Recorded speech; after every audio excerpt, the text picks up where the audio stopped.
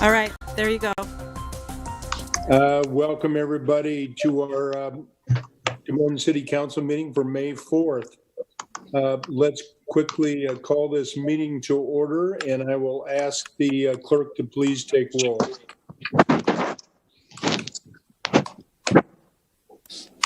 County. Here. BOESEN. Here. Gatto. Here. Mandelbaum. Here. WESTERGAARD. Here. Gray. Here. Voss. Here.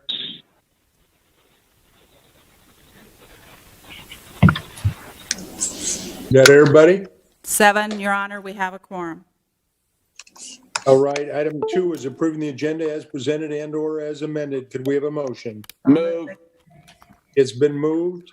All in favor say aye. Aye. Aye. Aye. Any opposition, speak up at this time or forever hold your peace.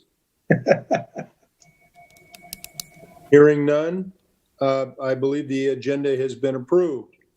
Item 3 is approving the consent agenda tonight. Those are items 3 through 49.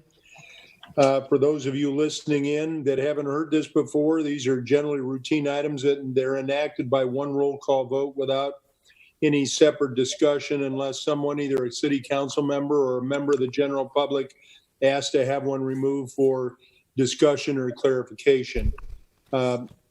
Kay, any items that have been asked to be polled? Yeah, can you see that on your screen? Yeah, except I've got to get rid of my hands up to get it. Looks like 8 and 22 and 24, and I can't see who pulled them, but hang on. Those are just corrected. Those are just corrected on the consent agenda. And the only person that asked to speak was on item 17, and that was Linda WESTERGAARD, council member. Okay, item 17. Let's go ahead and see if I can get the participants back up. It looks like we have 54 online. And does anybody from the general public have any items they would like to have polled for further explanation or discussion? Carl? Yes, item 8. I'd like to move that we table Okay, this. let's pull that up for further discussion. Carl wants to pull 8.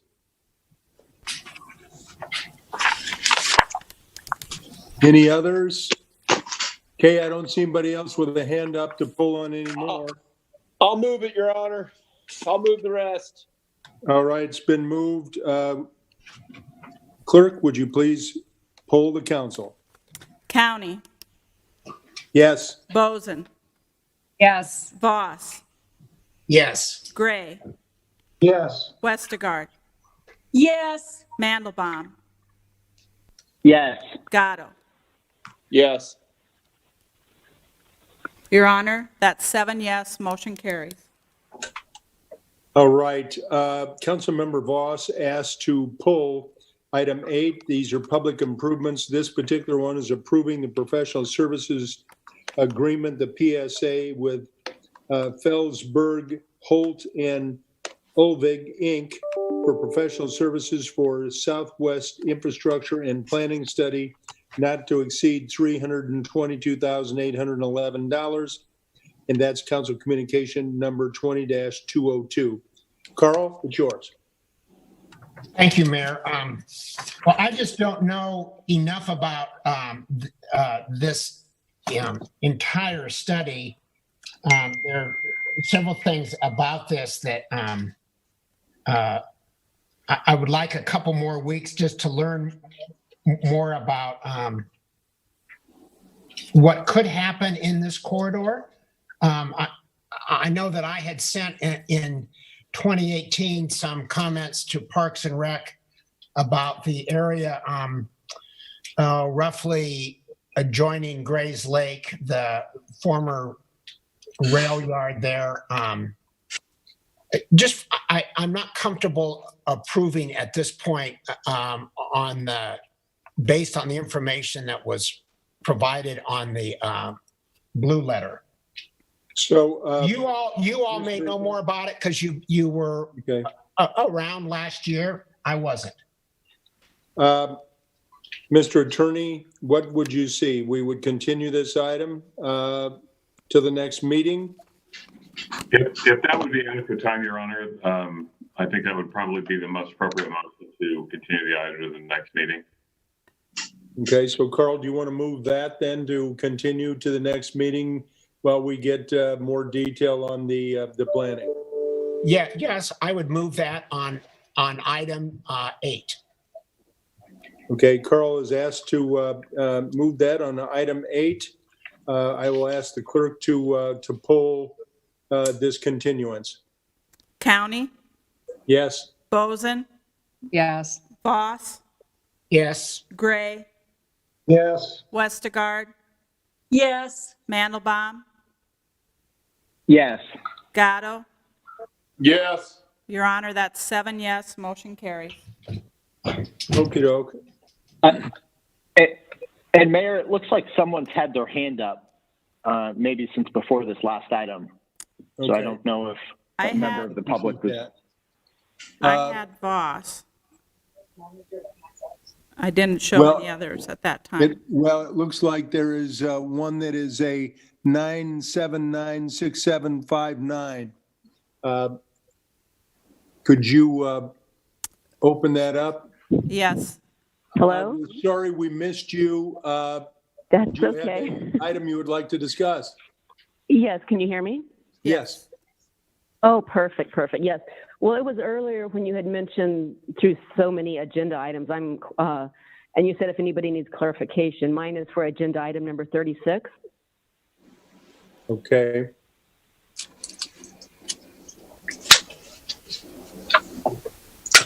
For clarification. Item 36, we will stay hooked up. Don't leave us. We're going to do item 17 and then we'll come to 36 and we'll address whatever questions that you have at that time on that one. Thank you so much. Absolutely. All right. So the next item that's been pulled, Councilmember Westergaard. Thank you, sir. I'm sorry. I said thank you. Yep. I Has pulled item 17, which is levying assessments for fees, fines, penalties, costs, and interest imposed on the enforcement of neighborhood inspection rental code, schedule number 2020-04. Linda? Thank you. I just thought this would be a good time to bring it up as I was going through the list of the landlords that were on that list. I noticed that one of the names on there has some other rental properties in our city.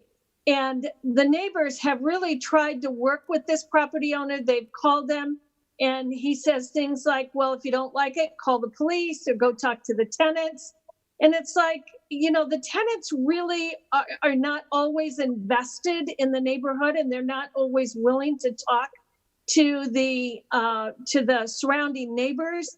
And I'm concerned about, you know, always having to call the police. The police have enough of things to do without having to, you know, worry about somebody who's got a car parked in a driveway or something.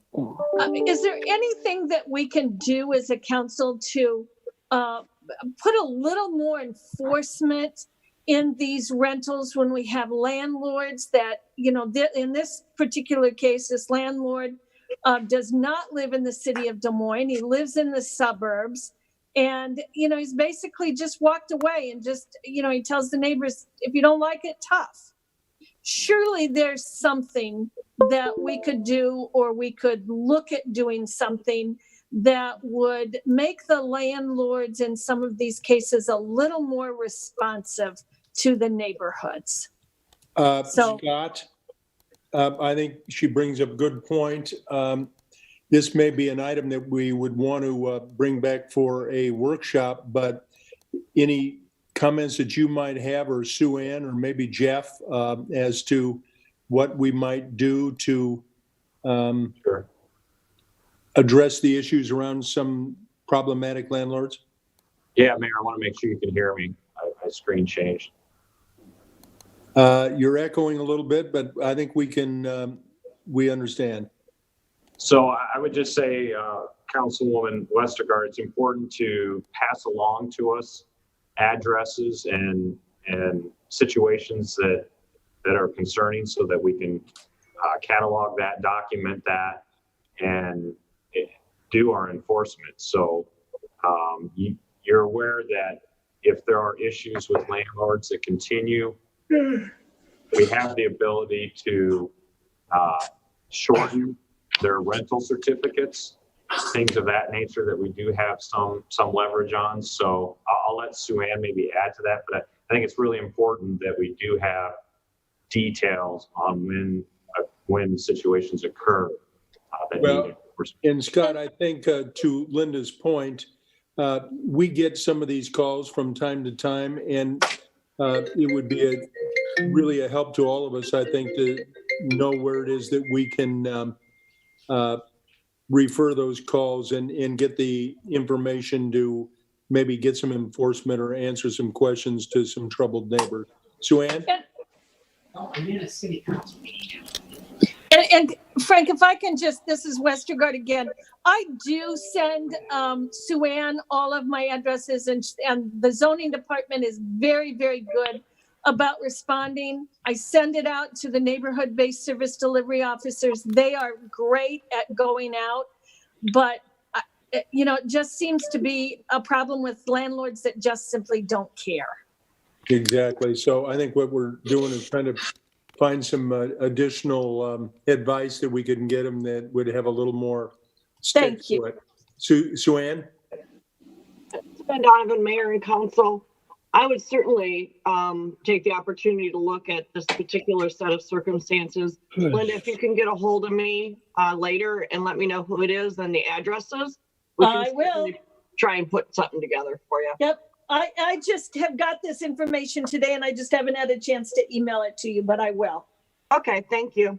Yeah, and Sue Ann, I think that'd be good if you'd share that with the rest of us as well, because I don't think a lot of time goes by that a number of us get a call like that. Yep, absolutely. Right, Connie? I just want to piggyback on this, and I think it would be important to have like a work session or some information, because it's not only about the number 17 on the assessments, but it's also about our nuisance of properties. I just think we need to get a better understanding, our arms around what we can do to help so these cases don't come up, and that we don't have properties that are, we know we're working tirelessly now to catch up on things. How do we make sure they don't get to the point where they're being a nuisance? So I would like some clarity and maybe an update as to, now that we're hiring more inspectors, on what we can do to make sure property doesn't get into the state that it has gotten into. Right. Thank you. If there are no other speakers, with that, I'll move item 17. All right. Katie, is anyone else? I don't, but No, I do not, but I changed it so we could see it better. okey doke. But no, I have no others. All right. The item's been moved. Madam Clerk, if you would take roll, please, of the council. Okay, County, Yes. Boesen, Yes. Voss, Yes. Gray, Yes. WESTERGAARD, Yes. Mandelbaum, Yes. Gatto. Yes. Your Honor, that's 7 yes, motion carries. All right. It takes us to item 36. A member of our public has asked it to be pulled. It's approving and amending the original series resolution approving on September 24th of 2018, the resolution approving and authorizing a loan and disbursement agreement with the Iowa Finance Authority and authorizing and providing for the issuance of sewer revenue capital loan notes series 2018D in order to provide for the funding of a sponsored project under the terms of the new series 2018D note to be issued in the principal amount of $6,668,000, which includes the approval of a supplemental tax exemption certificate, Council Communication number 20-209. And I would ask our citizen who asked this to be pulled to, we'll turn the floor over to you, but if you would be kind enough to give us your name and address, please. Yes, thank you. Can you hear me? Yes. Hello? Your Honor, if Yes. I could interrupt momentarily. Yes. Prior to review of the item, technically it's been approved, so we would need a motion to reconsider and have that approved. I'll make a motion to reconsider. Okay, item 36, motion has been to reconsider. We're going back to the strictest Hello? of rules, even in the face of COVID-19 distance telethon. Would you poll the council, please? County, Yes. Boesen, Yes. Voss, Yes. Gray, Yes. Westergaard, Yes. Mandelbaum, Yes. Gatto. Yes. Thank you, Mr. Attorney, for getting this straightened out. And now we'll go back to our citizen. Item 36 is open for you. If you would give us your name and address, please. Yes, thank you. Can you hear me? Yes? Okay, thank you. Good evening, Mayor, County, and council members. My name is Margaret Pino, 1580 East McKinley. I was in front of you July 15th of last year. It was regarding Yater Creek Stabilization Number 2, where I submitted questions and concerns. I don't know if you recall, Mayor, County, you did question, or not question, but voted because I had mentioned about remeandering of the creek and the 13 acres of tree removal, which it turns out is only 11 acres. But I did submit that July 15th of last year. I received a response October 11th of last year, and I responded within 3 days to that with further clarification and questions. I just received a response 6 months later, which was last week. I still have unanswered questions, but getting back to this resolution, what I just found today online, I do have questions. You asked for clarification if anybody had clarification for certain items. This one lists, when you read it, a sponsored project, and on page 1 of that resolution, it lists Yater Creek sponsored project. So my question is, what exactly is the project? I did not see that listed on this paperwork. And if this is additional, if this pertains to Yater Creek Phase 2 stabilization, because the trees have already been cleared, the creek has been remeandered, and there's been rock that's poured in there. So that's where it is right now. So I guess my questions are, since I don't understand this terminology, what is the sponsored project exactly? Is this Yater Creek Phase 2, or is it outside of that Yater Creek Phase 2, which is part of the 2012 Easter Lake project? And if so, are these funds part of that or outside of that scope that they had already had the monies done for that? And then secondly, my question back in July 15th was the Iowa DNR Lake Restoration Funding. I believe that was about $900,000. Iowa Code Section 456A.33B, I believe. I just wrote that down real quick. Does this, my specific question, Yater Creek sponsored project, it's listed on here, so I am directly affected by that. I'm on the creek, and the work has been done on both sides of me already. What exactly is this project? Where do I find out the money about this project and what it relates to for Yater Creek sponsored project as far as these monies is considered? All right, Margaret, thank you for the question. Scott, I'm going to turn it over to you. I'm assuming maybe it's going to be deferred and pushed on then to engineering, but Scott? Yes, Mayor. I believe we've got both Steve Neighbor and Finance, Nick Scholl, that may need to both answer to the question of financing and what the project entails. Probably start with Steve if he's available. All right. Steve, are you on? Yep. Can you hear me? Yes. Yep, Steve, we can. Okay. Honorable Mayor, members of the City Council, this is Steve Neighbor. Oh, one second here. I'm not sure why it's.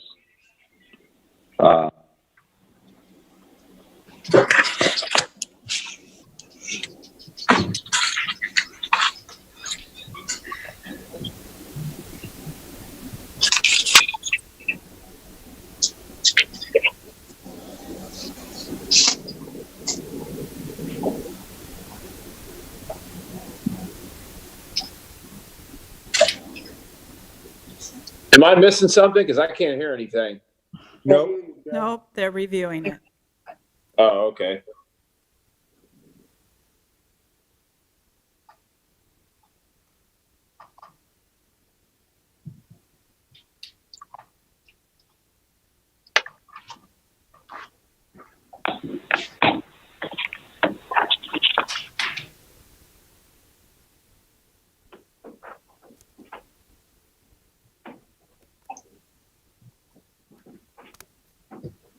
Oh, he got muted again.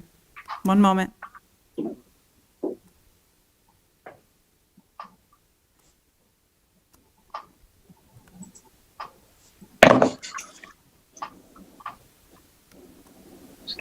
Steve, it must be on your end. I can't unmute you.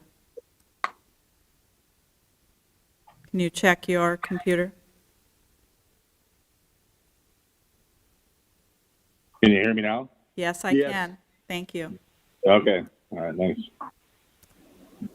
All right. Honorable Mayor, members of the City Council, it's Steve Neighbor, City Engineer. Well, I mean, I probably have to defer to Nick on the item, but in terms of sponsored projects in general, through the Clean Water State Revolving Loan Program, the state runs the sponsored project program, basically allows what's typically the loan costs, the interest and fees, that a portion of that for our, in this case, our sewer separation projects, a portion of those costs can go toward basically water quality improvement projects, clean water improvement projects. So for our sewer separation, and generally it's about 10% of the cost up to a certain cap. I think typically like a cap to it. But so my understanding is our Public Works Department has been working with the DNR and using this funding to do various water quality projects all over the city. I'm not sure what this action relates to, but I believe Yater Creek, the improvements were considered a sponsored project, but there's actually a number of sponsored projects that's been done throughout the city. Stream bank stabilizations, wetlands, and again, I'd have to defer to Finance or Public Works of what this item is related to.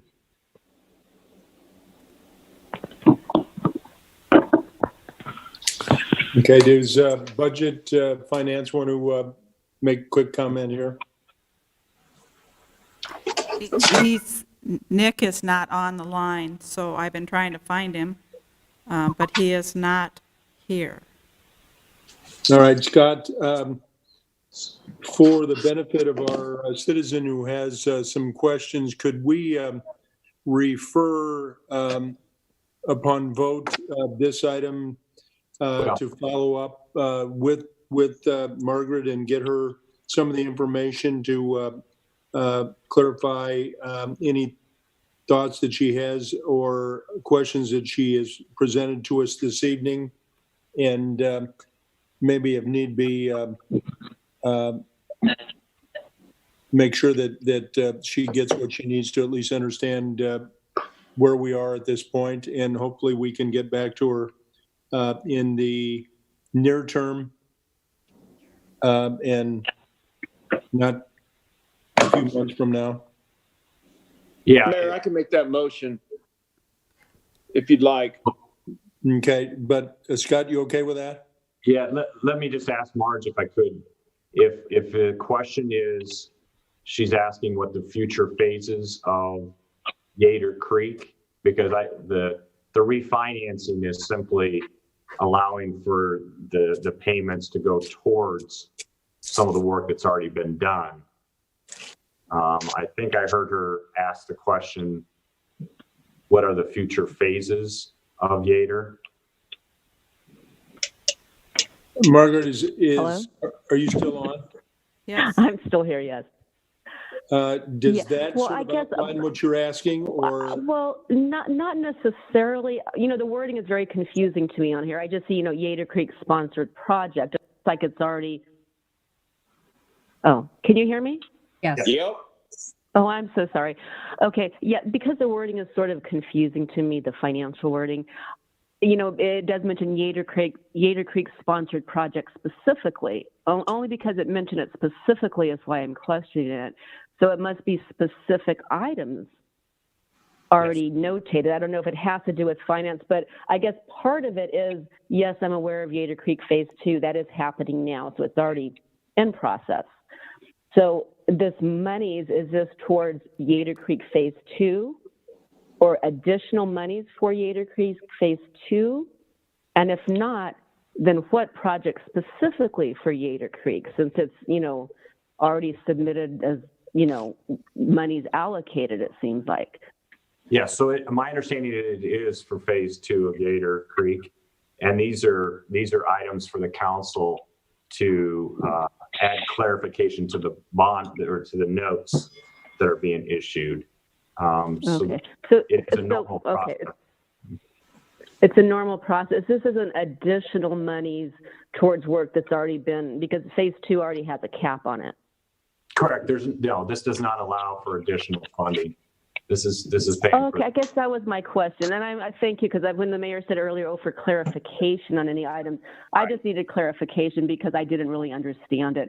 So this is more of a financial term. It's not, Yes. additional monies for additional work or additional extensions for Phase 2 or anything like that. No, it's the same work plan. It's a financing requirement that we have to go through. Okay, well, thank you so much. I'm sorry to take your time. I know you all are busy. I appreciate that clarification. Thank you so much. Thanks for the question. We have a Thank you. motion. Take care. I will move item 36, Your Honor. All right, item 36 has been moved. Madam Clerk, if you would poll the council, please. County, Yes. Boesen, Yes. Voss, Yes. Gray, Yes. Westergaard, Yes. Mandelbaum, Yes. Gatto. Yes. Yes. That's 7 yes, motion carries. All right, let's note that it is now 5:02.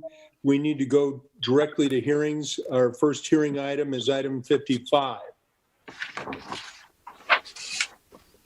Item 55 is on the vacation of portions of 24th Street and University Avenue right-of-way adjoining 2331 University Avenue and conveyance of certain easement interest to Neighborhood Development Corporation, $343. A is the first consideration of the ordinance above. Will council, any particular opening thoughts or questions on this? I can let you know, Mayor, that this is part of that Crazy Horse Saloon and NDC headquarters that we've got, that we've been working on for about a year now. So welcome addition to the Drake neighborhood, great addition to that Dogtown area. And I can also say this from the NDC perspective, the best. So if nobody else has any other comments to make, I'd like to move 55, 55A, and waive the second and third readings. I believe that's appropriate, given that I don't think we have any comments on it. Do you see any, Kay? Any others in the audience want to make comment? I see no hands up. We have none, Your Honor. Would you go ahead and poll the council, please? County, Yes. Boesen, Yes. Voss, Yes. Gray, Yes. WESTERGAARD, Yes. Mandelbaum, Yes. Gatto. Yes. Your Honor, that's 7 yes, motion carries. Let's move on to item 56. Item 56 is on the amendment to the 2019 Action Plan and Citizen Participation Plan for the U.S. Department of Housing and Urban Development, HUD, for the 2015-2019 Consolidated Plan, Council Communication Number 20-189. Any thoughts or questions by the council? I don't see any hands up on it. Yeah. Oh, Mr. Mayor. Yeah. This is Josh. I've got, I guess, both thoughts and questions. I know we had a very good discussion about this at our meeting a week ago, and there was at least one piece. I would still like to get more detail, or maybe require additional detail on or conditions on the small business program. There are a couple of things that I think are particularly important that we talked about last time. One is that I think it's essential that at least 50% of those small business dollars go to minority and women-owned small businesses. We had that discussion as well as presenters last time. And we know that the federal PPP program, which this is meant to supplement, it's those businesses that there's a documented, it's been documented that those businesses have been much more likely to miss out on those funds. So if we're doing something like this, I think minimally we need that at least 50%. And if the need turns out to be greater there, that greater than 50% can go in that direction, but make that a priority. The second piece that I would like added in is I think at least there needs to be something on directing these dollars toward payroll. It does not need to be all of it, but I've been trying to think of it, and I came up with, if we're doing any of the larger grants, at least 50% needs to go towards payroll. That was another one of these things that we talked about, this idea to get multiple benefits, and the payroll piece is a way to actually direct that and get those dollars back into the hands, not just of the business, but to ensure their employees are working and getting paid. And then the third piece that I would like us to include as part of this is that in doing this, that we add a condition that these small businesses, because we're hoping that they'll be opened up and continue to serve the community, that they comply with the CDC health recommendations. And that includes CDC recommendations on mask wearing and things of that nature. I think all of those are important pieces, and I want to make sure that's not lost. So my question then is maybe to the city attorney, would I need to make a motion to include those as conditions, in which case I'm happy to make that motion, or what is the best way to ensure that those type of items get addressed as part of this process? That would be a very acceptable way. Okay, then I would like to move those three items be added as a condition as part of part of the discussion with this funding. The rest of the discussion in terms of the allocation that we had, the emergency food distribution, I know there have been additional discussions and outlines of criteria developed there, and so that's in progress. I think that's crucial, and I'm glad the council was supportive. And then in the future, we're going to need to see additional detail on how exactly the rental assistance piece of this comes together too. But that's my initial thought. So the motion would be to approve item 56 with the 3 conditions that you had identified in your comments, correct? Correct. And I'm, if others have thoughts, I'm willing to take friendly amendments to that as well. Okay, and it looks like we have a hand up in the public, but I would ask, Scott, do you or any staff, I know that we have talked about this with council members and had a discussion about this multiple times, but I think that are we pretty solid about what the HUD guidelines are and where we're going, or do we need additional clarification from this current version of HUD with this administration? Where are we on that, Scott? Yeah, thank you for the question, Mayor. This is Scott Sanders, City Manager. We do not have the final guidance from HUD, and so we are going off of what we know the history is with CDBG funding requirements. We do have a high confidence that the programming that's in front of you would be appropriate and approved, but because it's not been finalized, there is an element of risk of spending any city funds and potentially not being reimbursed by HUD if it will be determined later that the expenses are not qualified. So I would tell you and recommend that the food program that has been talked about, feel very confident that we could, that we should go ahead and place funding and get agreements in place as quickly as we can so that the meals can start to be provided. And so I would not hesitate on that respect. I also feel that the small business program needs to move forward, but we would not actually have expenditures for some time yet, needing to allow for applications to proceed and things of that nature. So I would ask that council consider, and as part of the motion,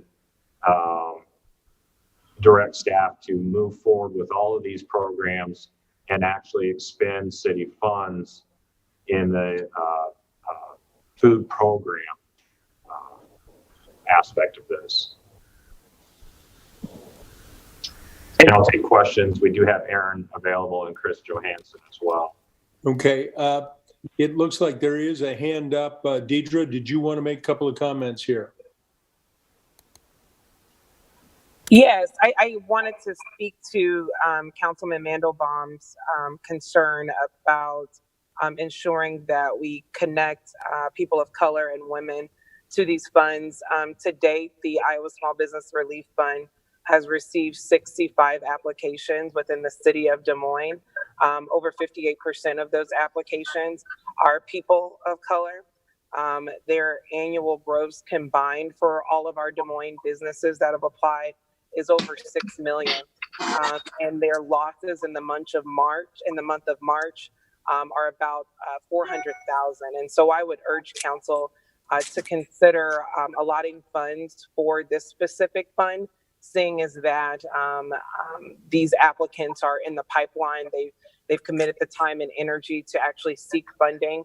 And if council is willing to support this fund, we would ask that the funds be expedited for individuals who have already taken the measure, because the other component is that out of all of the businesses who've applied within the city of Des Moines, about 85% of them applied for additional funding for COVID relief, and only 4 business owners that have applied to this specific fund have received COVID relief out of the 65 businesses who have applied. And so I think it's important for us if the resources are available, to get them resources to help them during this time.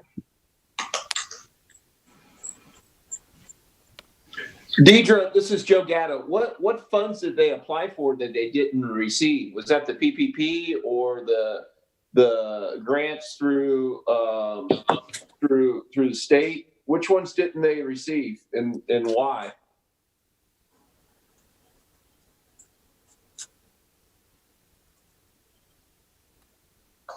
Deidre, did you want to reply to that? Did she mute herself just a moment?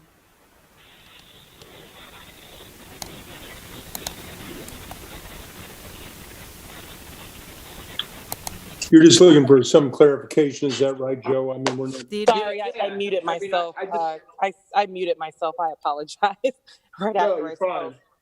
So these folks were applying for SBA funds. They were applying for IEDA funds. They were applying for PPP funds. So we're asking the simple question, have you applied for COVID relief? Some of them go into detail in their application what funds they actually applied for. But when we look at the overall number of people who have applied, 4 of the business owners that have applied out of the 65 have actually received COVID dollars. And so that's an indicator to me that because the other dollars, the other relief is not available, if our city has the dollars available to help these businesses who haven't received funding, I think it would go a long way. Okay. But you don't know why they didn't receive it? Oh, no, sir. We don't know the reasons for which they didn't receive the funding. No, sir. Because I know the PPP is designated, it goes off your payroll from last March. So was most of these businesses in business last year that we're talking about? Yes, sir. Yes, sir. Okay. The average length of business owner for this fund is 7.98 years. That's how long they've been in business. Okay, thank you, Deidre. Thank you. We have another person make comment, Catherine Tran, and then Connie has her hand up. Hi, this is Catherine Tran, and I am the Executive Director of the Immigrant Entrepreneur Summit. We're working with Deidre and the Financial Empowerment Center, so with the fund. So I just wanted to chime in and comment as well that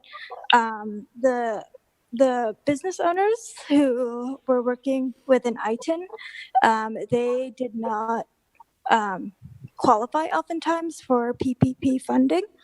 And, even though they're businesses, they're paying taxes. So it was very difficult for a lender to approve them. And particularly in the first PPP round, they didn't approve of a lot of the very small businesses. Sole proprietors, I think, had a really hard time. And I think that's really some of the gaps that this fund can meet. No, thank you. Connie? I'm just trying to get clarification. So the 65 people that Deidre is talking about would be applying to the partnership and that third party they're going to have for the funds that we would be giving through the whole, it's just not Des Moines. Is that what? No, it's Des Moines, isn't it? It's only Des Moines. It's Des Moines specific, but they take the applications. They have already taken the applications. If you can get Deidre back on, Kay. So I'm just wanting to make sure that what we're approving or want to support, that they've already made the application for those dollars. Through her, yes, through that organization with ISU Extension. Okay. And others. They've got quite a few collaborators on that. So yes, the funds that you are allocated tonight would be available for their applicants. We would need to ask a few extra questions of their applicants because they didn't have the CDBG type questions. And we would ask Deidre and representatives from their group to sit in on the review of not only their applications, but our own as they come in to disperse the funds, across both application pools. I do want to add that, Mayor, if I could, that with Councilmember Mandelbaum's motion, I want to make sure he's comfortable with adding to that we need to still seek out the requirements from HUD, and that there is a desire to move forward at least with the food program with city funds before having that approval. Yes, absolutely. I do think we need to make sure that we're in compliance with the HUD requirements, and I do support going forward with the food relief prior to. Yep. Okay. Anyone else? I have someone, but I'm not sure if it's legitimate. It's La Cubuno TV. She said it's Monica Rice. Sweet, let's let her talk. Okay. Monica? Yes, this is Monica Reyes, and I joined through La Que Buena radio station Zoom account. That's why it shows La Que Buena TV.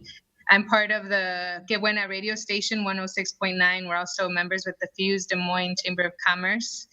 I just wanted to also participate in this because I think it's really important that we support minority-owned businesses, minority and women-owned businesses.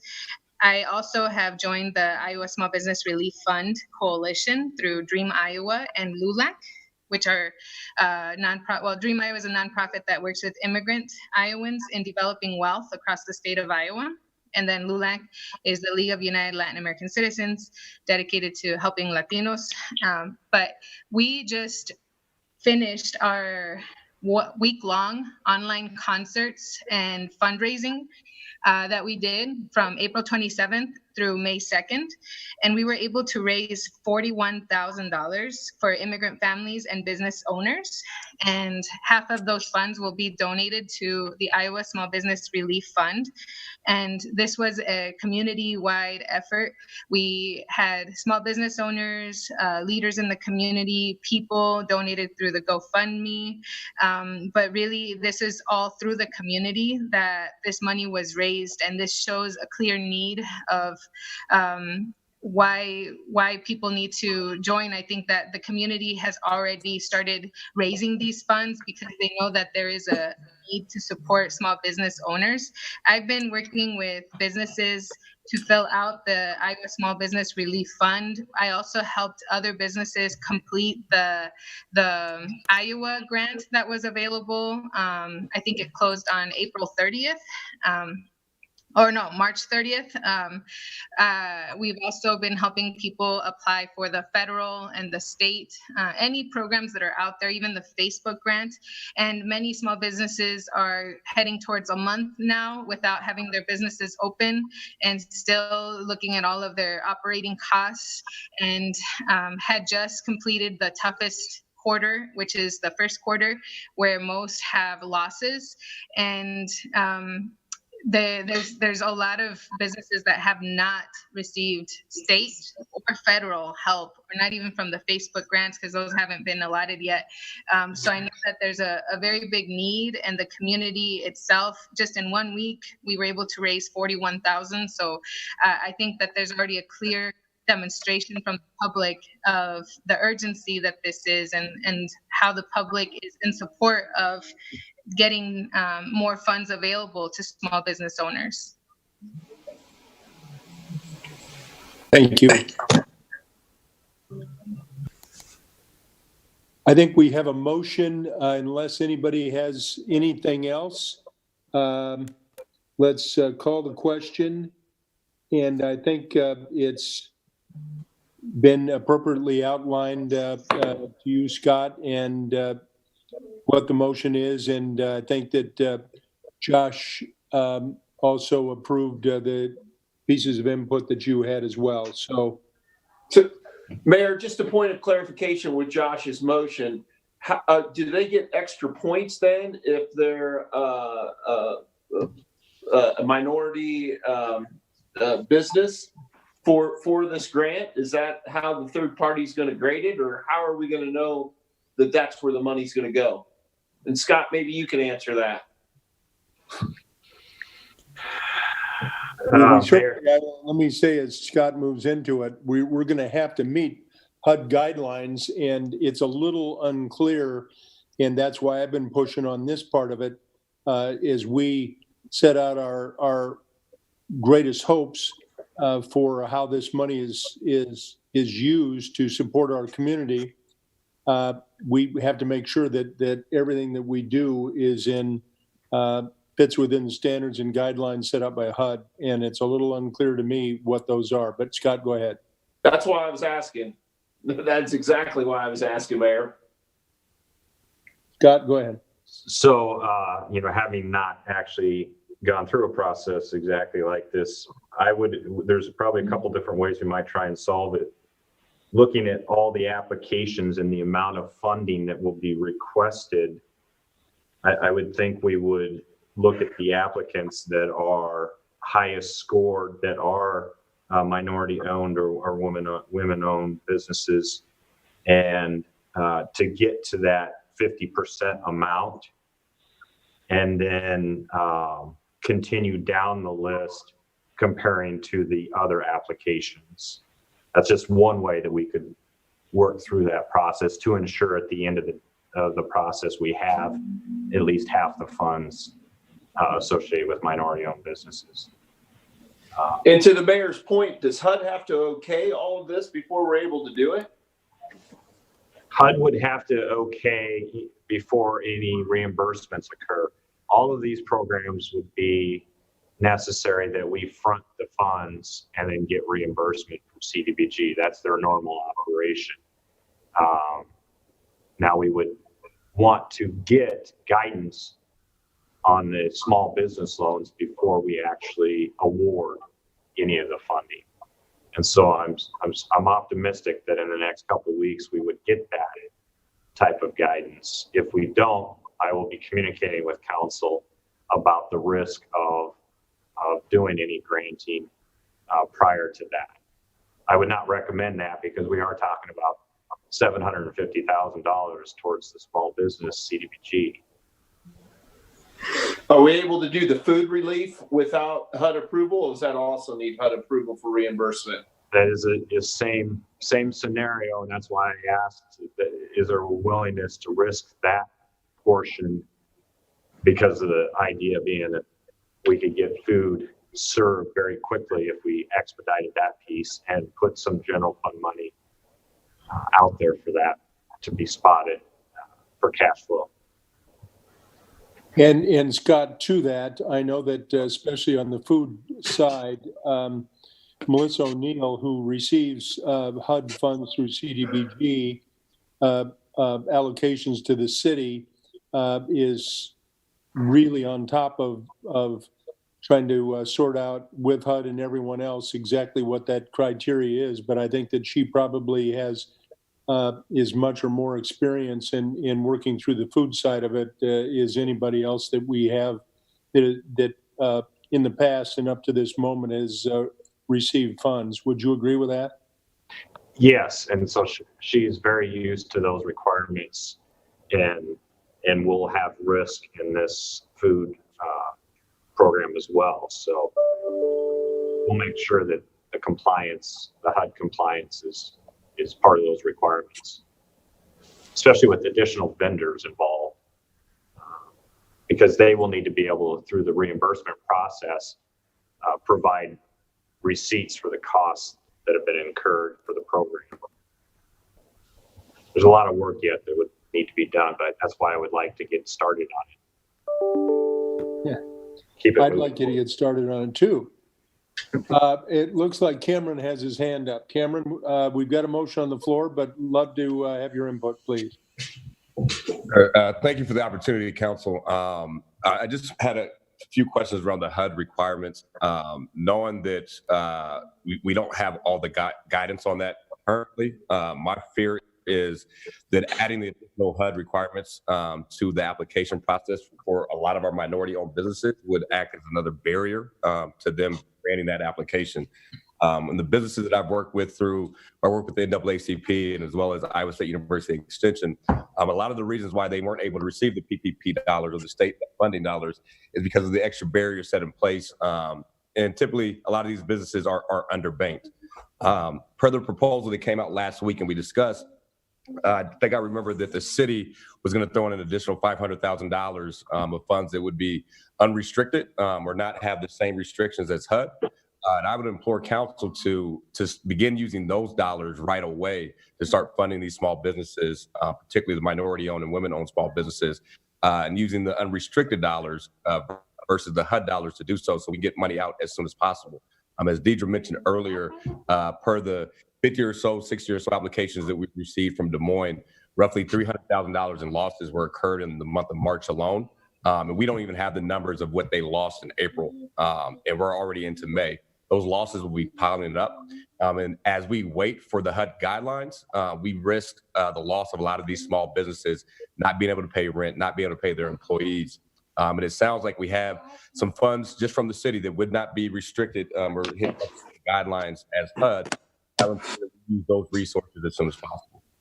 Well, hey, Cameron, this is Joe.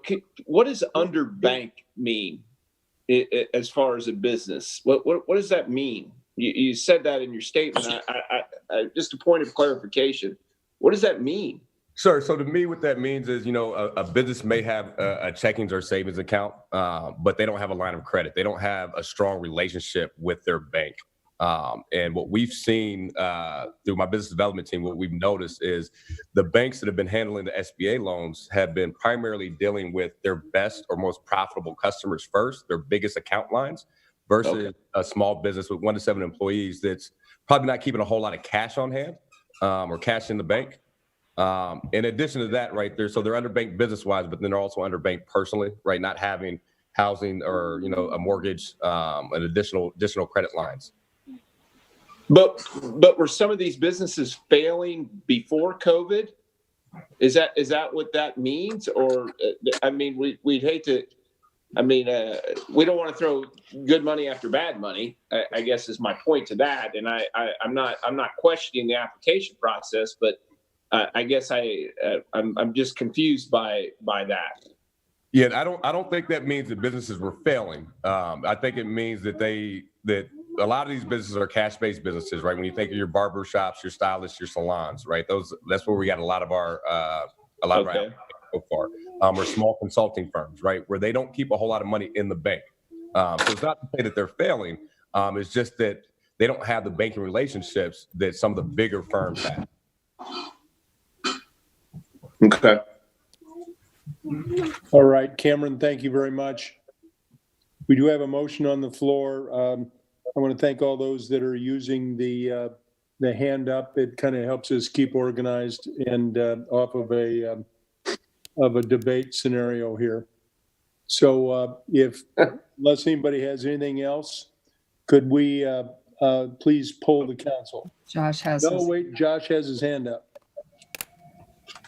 Yeah, I just want to say to that point, I think I want to make sure staff has the flexibility to address the needs that Cameron was talking about, and again, consistent with that 50% going to businesses owned by people of color and women. If we're still planning on putting those additional city dollars, I think it would be consistent with the motion to use at least a portion of those dollars on this. But I'm going to leave that to staff discretion to work out details and work to make sure that there's the accountability and everything else that we would want with this program going forward. Good point.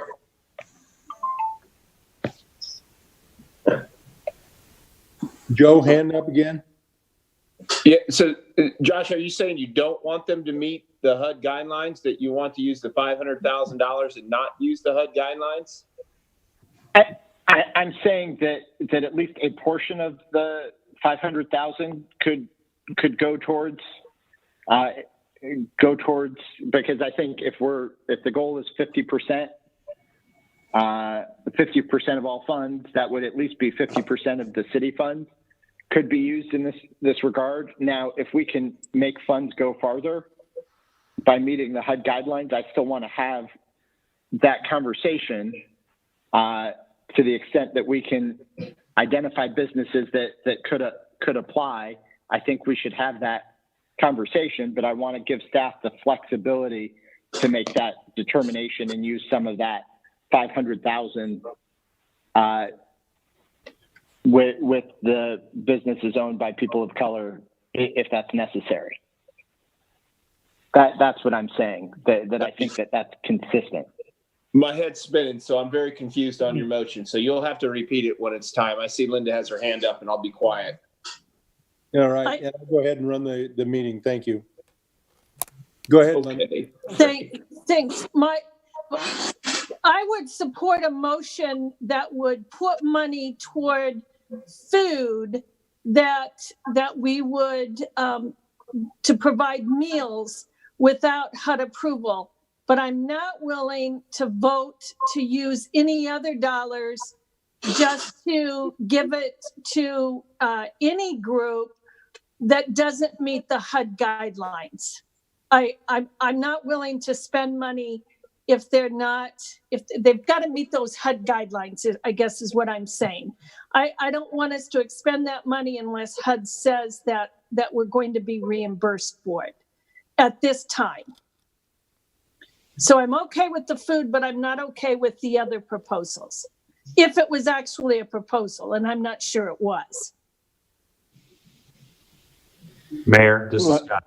I understood that to be consistent with what Josh's motion is. Okay. Okay. I think for Joe, could we quickly maybe, Jeff, you've been taking notes, and I think that want to make sure that we're legally in line here, but what do you think points to the motion? A, to support 56, but with clarifications that Josh and the manager laid out, which are as follows. That's your key to jump in. Well, if Josh wants to repeat them, that's fine. I didn't take notes, but I think the overarching portion of the motion that the manager talked about is that the consistency with the HUD guidelines. Frankly, all of it has to be consistent with state and federal law. That's presumed, but just for purposes of the motion, it's better if it's stated on the record that it's going to be consistent with state and federal law. Yeah. So I can repeat the items. One was at least 50% of the awards go to businesses owned by people of color and women. And that's meant to cover both the HUD eligible portion of dollars as well as the dollars that the city is putting in itself. So we have two pots going into it. Two, that I said anything above the $5,000 level, at least 50% needs to go towards payroll. And then three, as a condition, the businesses need to follow the CDC recommendations in this pandemic, including recommendations for mask wearing. So those were the three. And then the manager added making sure that the food dollars can be expended from that city portion. And we can get started even now, thinking that we will still be able to get those reimbursed under the HUD dollars, but getting the program started now. And then two, making sure that we are taking all appropriate steps to comply with HUD for all of these programs. And that's what I think is the full is the full motion as discussed that captures both what I said as well as what the manager's friendly amendment. I concur, Mayor. So we're voting to follow the HUD guidelines, state and federal law, correct? Is that what we're doing, or are we changing that? That is part of the motion, I believe, the last point that Josh just further underlined and emphasized by our city attorney. All right, is everybody clear? Yes. Yes. Clerk, would you poll the council, please? County, Yes. Boesen, Yes. Voss, Yes. Gray, Yes. Westergaard, Yes. Mandelbaum, Yes. Gatto. Yes. Your Honor, that's 7 yes, motion carries. All right, let's move quickly to item 57, which is to review the anticipated environmental impact of the Western Ingersoll Sewer Separation Project, Council Communication number 20-205. Council, any comments on this one? And if not, we'll go ahead and open it up to the public and see if there's any general comments from them. Seeing no comments from the public, Mr. Mayor, I'll move item 57. All right, item 57 has been moved. Still seeing none, I would ask clerk to please poll the council. County, Yes. Boesen, Yes. Voss, Yes. Gray, Yes. Westergaard, Yes. Mandelbaum, Yes. Gatto. Yes. Your Honor, that's 7 yes, motion carries. Thank you. Item 58, which is on the 2020 parking garage repair program, resolution bringing plan specifications, form of contract documents, engineer's estimate, and receive and file bids, and designating the lowest responsible bidder as Merit Construction Services, Inc. Doug Bruns is president, $545,850. Council communication number 20-194. A is approving the contract and the bond. We'll go ahead and open it up and ask if council has any comments on the parking garage repair program. Hearing none, seeing none. Anybody in the general public? Parking garage repair program. Anybody? All right, seeing none, could we have a motion? I'll move 58 and 58A. All right, item 58 and 58A have been moved. I'll ask the clerk to poll the council on this one, please. County, Yes. Boesen, Yes. Voss, Yes. Gray, Yes. Westergaard, Yes. Mandelbaum, Yes. Gatto. Yes. Your Honor, that's 7 yes, motion carries. All right, item 59 is on the 2020 Downtown Railroad Crossing improvements.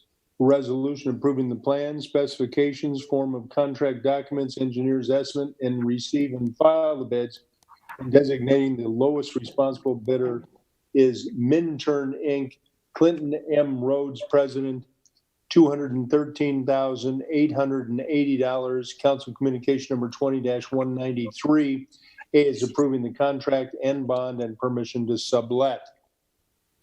Let's open it up, open the hearing, and ask council any comments on this, the downtown railroad crossing improvements. Yeah, Mr. Mayor, I've got one comment, and that's there's an additional item that was included or worked on as part of this and incorporated. Actually, this item waited to be grouped in with this package. The Westwood Neighborhood Association, for quite some time, as long as I've been on council, has been working to get a small patch of sidewalk right by 63rd and Grand. There's this little gap that crosses over this section of railroad, and they've been trying to get that done, and it's required multiple, at this point, years of back and forth with the railroad, and it's included in this in this package to get that little sidewalk gap fixed. And so I'm very excited to see that and appreciative of all the work that staff did to make that happen. I know it required a lot of back and forth and persistence. So kudos to everyone who helped make this happen. And with that, I'll move item 59 and 59A. All right, the item's been moved. 59 and 59A. I'll ask clerk to please poll the council. County, Yes. Boesen, Yes. Voss, Yes. Gray, Yes. Westergaard, Yes. Mandelbaum, Yes. Gatto. Yes. Your Honor, that's 7 yes, motion carries. All right, item 60. Item 60 is on the Easton Boulevard resurfacing from Hubble Avenue to East 33rd Street. A resolution approving the plan, specifications, form of contract documents, engineer's estimate, and receive and file bids, and designating the lowest responsible bidder as Grimes Asphalt and Paving Corporation. Timothy Malicote, President, $515,942.10. Council Communication number 20-198. A is approving the contract and the bond and permission to sublet. We'll go ahead and open the hearings in this particular hearing and ask if anyone has any questions on council regarding the Easton Boulevard resurfacing. Seeing none, any from the public? There are none, Your Honor. All right. Thank you, Mr. Mayor. With that, I will move items 60 and 60A. And Linda, I'll donate the 10 cents. Oh, great, Bill. We need that 10 cents. Where's that jar that we're collecting all this change on? I'm going to have to get a virtual one out here. Okay, all right. Motion's been made on 60 and 60A. I'll ask the clerk to please poll the council. County, Yes. Boesen, Yes. Voss, Yes. Gray, Yes. Westergaard, Yes. Mandelbaum, Yes. Gatto. Yes. Desperately needed. Good work, Linda. Thank you. Your Honor, that's 7 yes, motion carries. All right, that completes the hearings at 5:46. That'll take us back to ordinances, second consideration, first item following the end of the consent agenda. Item 50, rezone 3800 East Douglas Avenue from R160 one family low density residential to PUD planned unit development. A is ask for a final consideration of the ordinance above the waivers requested by Chris Pose, who's the attorney for Hope Ministries, and it requires 6 votes. Ask council, anyone have any comments on this one? Item 50, the rezoning of 3800 East Douglas. Seeing none, let's go ahead and see if there's any comments from the general public. Madam Clerk, my screen just went blank. I can't see any of the hands or anything.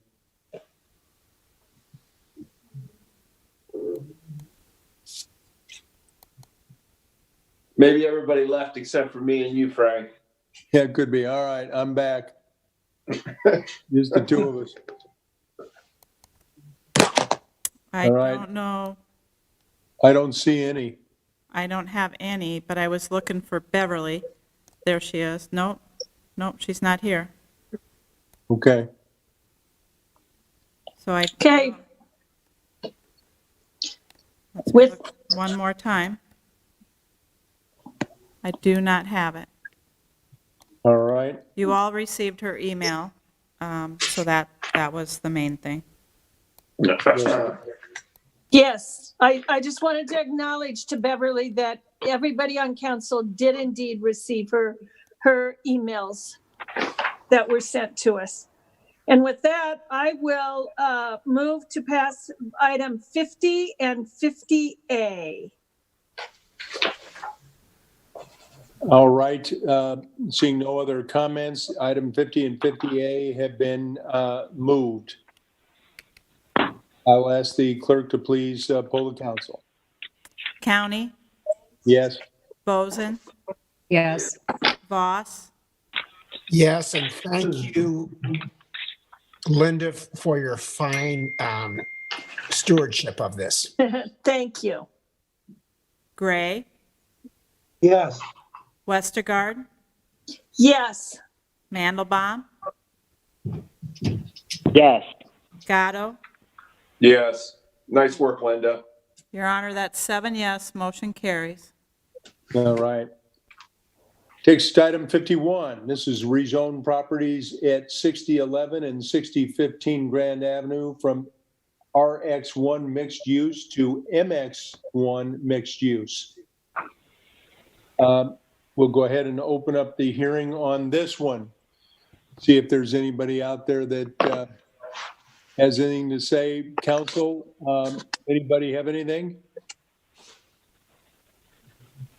Hearing nothing from the council, let's go ahead. It looks like Anthony Colasino has his hand up. Anthony? Thank you, Mr. Mayor. Tony Colasino, 801 Grand Avenue, Des Moines, Iowa. Here on behalf of several of the neighbors and objectors, Ed and Gretchen Johnson and Sarah and Eric Flores, who live and own property on Walnut Hill Drive. And a couple of things. I think we're moving in the right direction here, but I just don't recall the first reading of this ordinance having these conditions that are placed in here regarding hours of operation and types of uses and such. But the biggest concern that we would have is that on the first zoning meeting we had on this matter, the applicant had basically represented the assemblies would be limited to 250 people, and that on weekend nights, Fridays and Saturdays, they would end their festivities at 11 p.m. And now we're up to 300 people and we're up to midnight. Not sure where we got to that, but we would object to that. Okay. Antonio? I know there's probably other neighbors here that have comments they'd want to speak on. No, I understand. Let's let, it looks like Taylor Boesen has her hand up, and maybe Taylor, you can respond to Antonio's query regarding hours specifically on this one.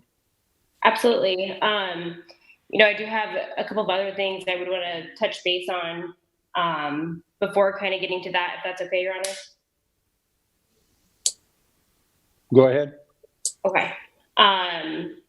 First I'd like to thank the City Council for their time and Josh Mandelbaum for his continued help during the process.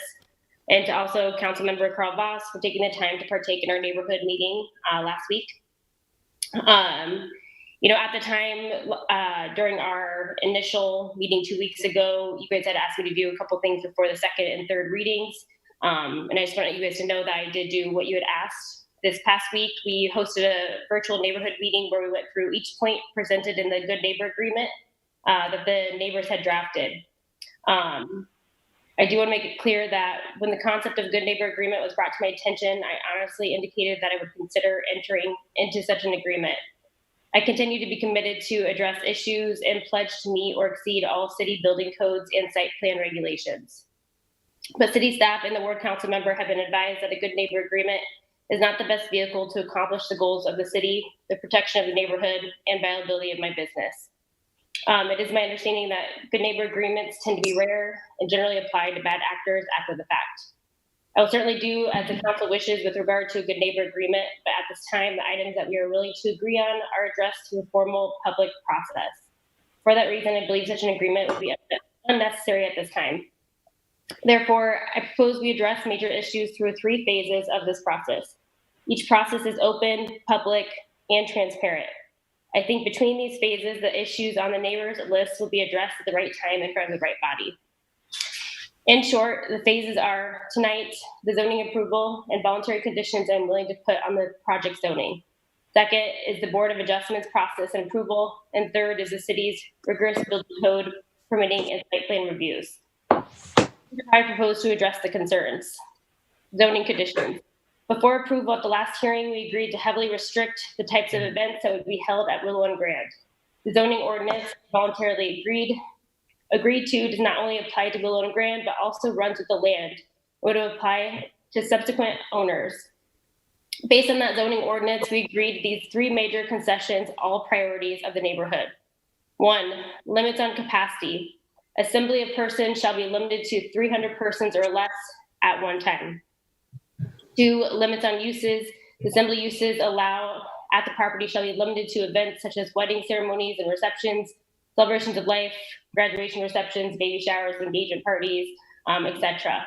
And then also live music shall be permitted to accompany the assembly uses allowed on the property, but concerts where live music performed for profit is the main event shall not be permitted. And 3, limits on hours. The hours of operation shall be limited as follows: Sunday through Thursday, 8 a.m. to 10 p.m., and Friday and Saturday, 8 a.m. until 12 a.m. Notwithstanding the foregoing, the hours of operation for public holidays in the day preceding public holidays shall be limited to 8 a.m. to 12 a.m. The second phase that I propose is the Board of Adjustments. Since we do not have a formal agreement, I want to put several items on the public record so you are aware we are prepared to agree to such restrictions when the Board of Adjustment takes up our application. The following items will be taken into consideration during the Board of Adjustment process. 1, off-duty police officer. We will require renters to hire police according to DMPD policies. 2, outdoor events. We will require renters in contract to cease outdoor activities at 10 p.m. Friday and Saturday. We came to the agreement of 9 p.m. during our call to neighbors on Wednesday. And 3, hours of operation. Events will conclude at 10 p.m. Sunday through Thursday and 11 p.m. on Friday, allowing 1 hour after closing on Friday and Saturday to get guests off of the premises. Should there be any other items the mayor or council would like to see the Board of Adjustments, I'm happy to consider each issue prior to that process. The third leg of the approval process is the site plan, building code, and permitting process. For the record, let me state the following. Building code and site plan review issues that the neighbors have raised. 1, installation will be up to code and will be sound resistant. 2, window quality. Windows will be up to code. In addition, we will be using a higher quality windows to mitigate as much sound as possible. Neighbors requested 28 SCE. Our architect reference, we will likely be using 28 or beyond. 3, trees, we will hit and likely exceed the requirements set forth by the city. To note, there is a mitigation for tree removal. If we remove, we must replant. 4, landscaping, we will comply with all site code requirements. 5, lighting, we will comply with city ordinances. 6, parking, we will meet the parking requirements and ensure traffic engineer approves the driveway locations. I will commit to strongly encouraging our guests to use leased lots and parking on site to help decrease on-street parking. To the city's credit, all of these items are routinely addressed during the regular formal approval process.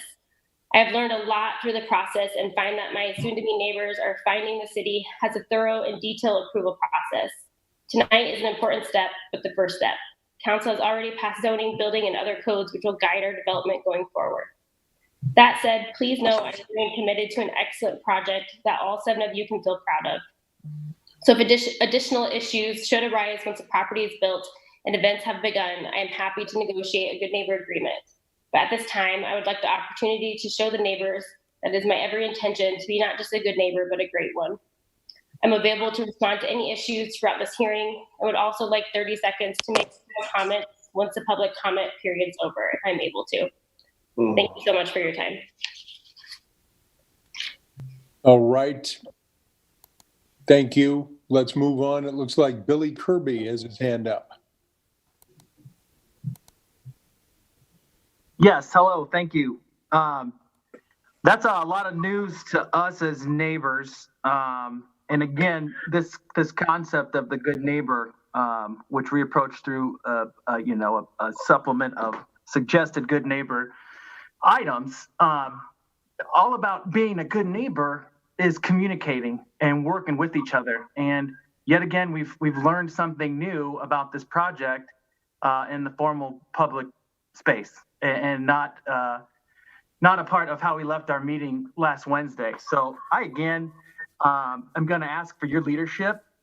Vote no for this rezoning. I think it's going to open a can of worms here.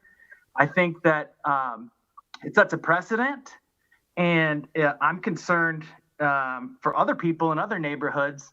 This is happening to us. This is kind of all being advanced right through with very little consideration for what the neighbors really are saying. So I'm concerned for other citizens in our city, in other neighborhoods that might face this same thing. So I'm going to ask for your leadership here to vote this thing down. Stop it where it's at. Thank you. All right, it looks like, thank you, Billy, and it looks like David has his hand up. Hi there, David Braha, 6101 Walnut Hill Drive. Also very surprised about Ms. Boesen's comments here. We had met with her last Wednesday. Councilmember Mandelbaum had given a lot of his time to this to try and negotiate a good neighborhood agreement. I think all in, the neighbors have invested probably 15 and plus hours drafting this document and reviewing it with Ms. Boesen with the agreement that she was going to get back to us at some point in time about signing it. So it's very disheartening to say that she would rather just prove herself than be bound into some type of agreement, because that is very much news to us. But before I proceed further, I think there was a question posed to Ms. Boesen from Mr. Colosino regarding how we went from 250 people to 300 people. And I would like that to be addressed before I comment further. I guess that question goes to Ms. Boesen. I'd ask you to, quickly respond to that if you can. Yeah, absolutely. The reason why we adjusted the capacity on there is not because we anticipate having 300 guests at all times. What's set forth in the conditions are a lot more limiting. And so during the Good Neighbor or during the neighborhood meeting, I did address, doing potentially only 24 events that are 300 max capacity with no more than 3 per month. We didn't really go much further in talking, about that. Now, I don't see majority of events being onwards of that 300 capacity. We just didn't want to be limited to the 250 with the conditions that we had set in place.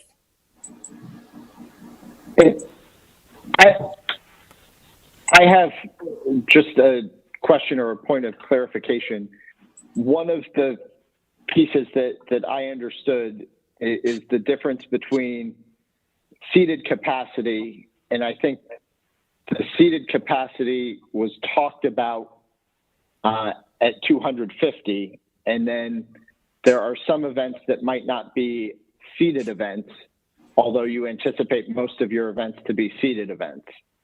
Is that part of the difference between where some of this came up and where some of these different numbers came up and maybe some of the confusion? Yes, that's correct.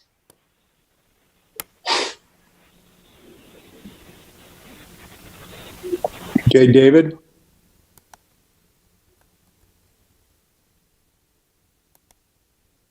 David, you must have yourself muted. Okay, I think I unmuted myself. You're good. Okay. Thank you for that clarification. I guess one of the concerns I have, particularly about this project, is that it seems that the ball keeps on moving. Every time we think the neighbors think we have an understanding of what the project is or where it's heading, it either changes or the venue size increases or something just changes that we weren't anticipating. And when we were at Planning and Zoning on the second round. Or we started out with the first round. There was a lot of statements made about how the minimum size would be and where parking would be and all the concerns. On February, that would have been, oh goodness, probably sometime back early February. Ms. BOESEN did a Des Moines Register interview, said 250 person event center, 70 parking spaces, and 11 p.m. cutoff. Then that was on February 11th. On February 20th, at the second round at Planning and Zoning, she says again, reiterates to the board upon questioning, 250 maximum occupancy, providing upwards of 70 parking stalls. And now today, we're hearing it's up to 300, and I believe she wants to install around 46 parking spaces. So the frustration on our part is we always feel like we're on our back heel of finding the information out. And when is this, just a question to the council, when does this plan, when is it set in stone, or can she just change it at any whim?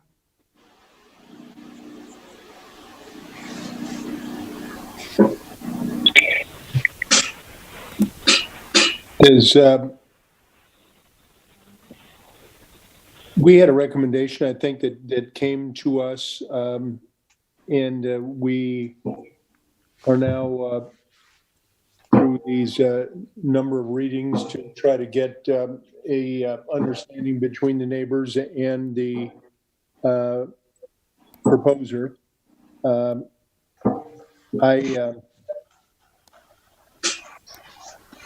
Mr. Mayor, go ahead. May I jump in? Yeah. This is Councilmember Mandelbaum.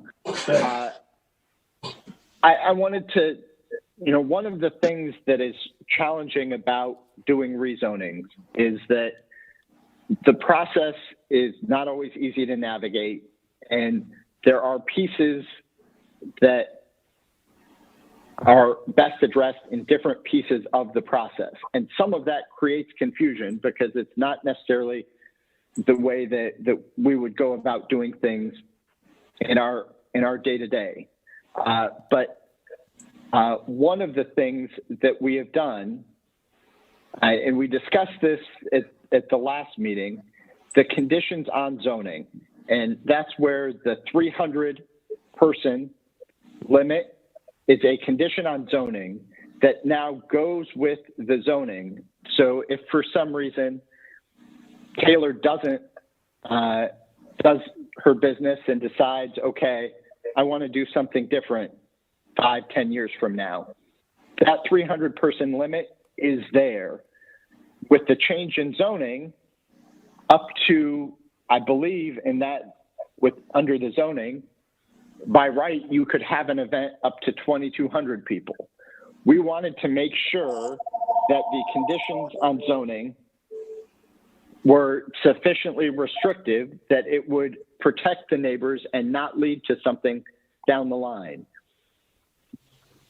Seeing as there is a possibility of non-seated events that can get up to that 300, and actually I think based on the square footage of the size of the venue, you could even have a higher fire code capacity than that.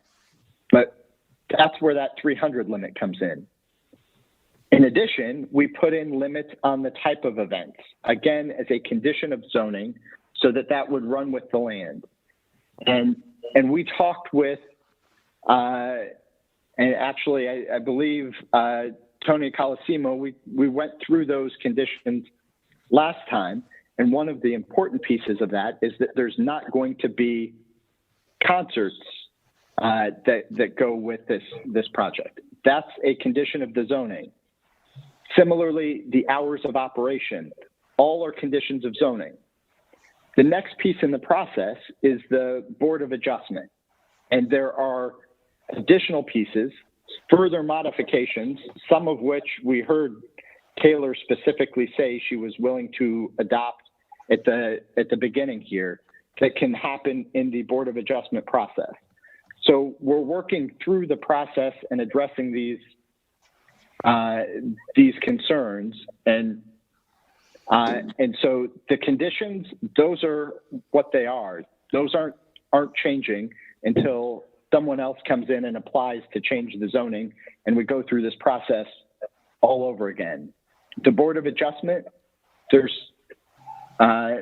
things that you'll have an opportunity to keep talking about these issues at the Board of Adjustment and during the site plan review process.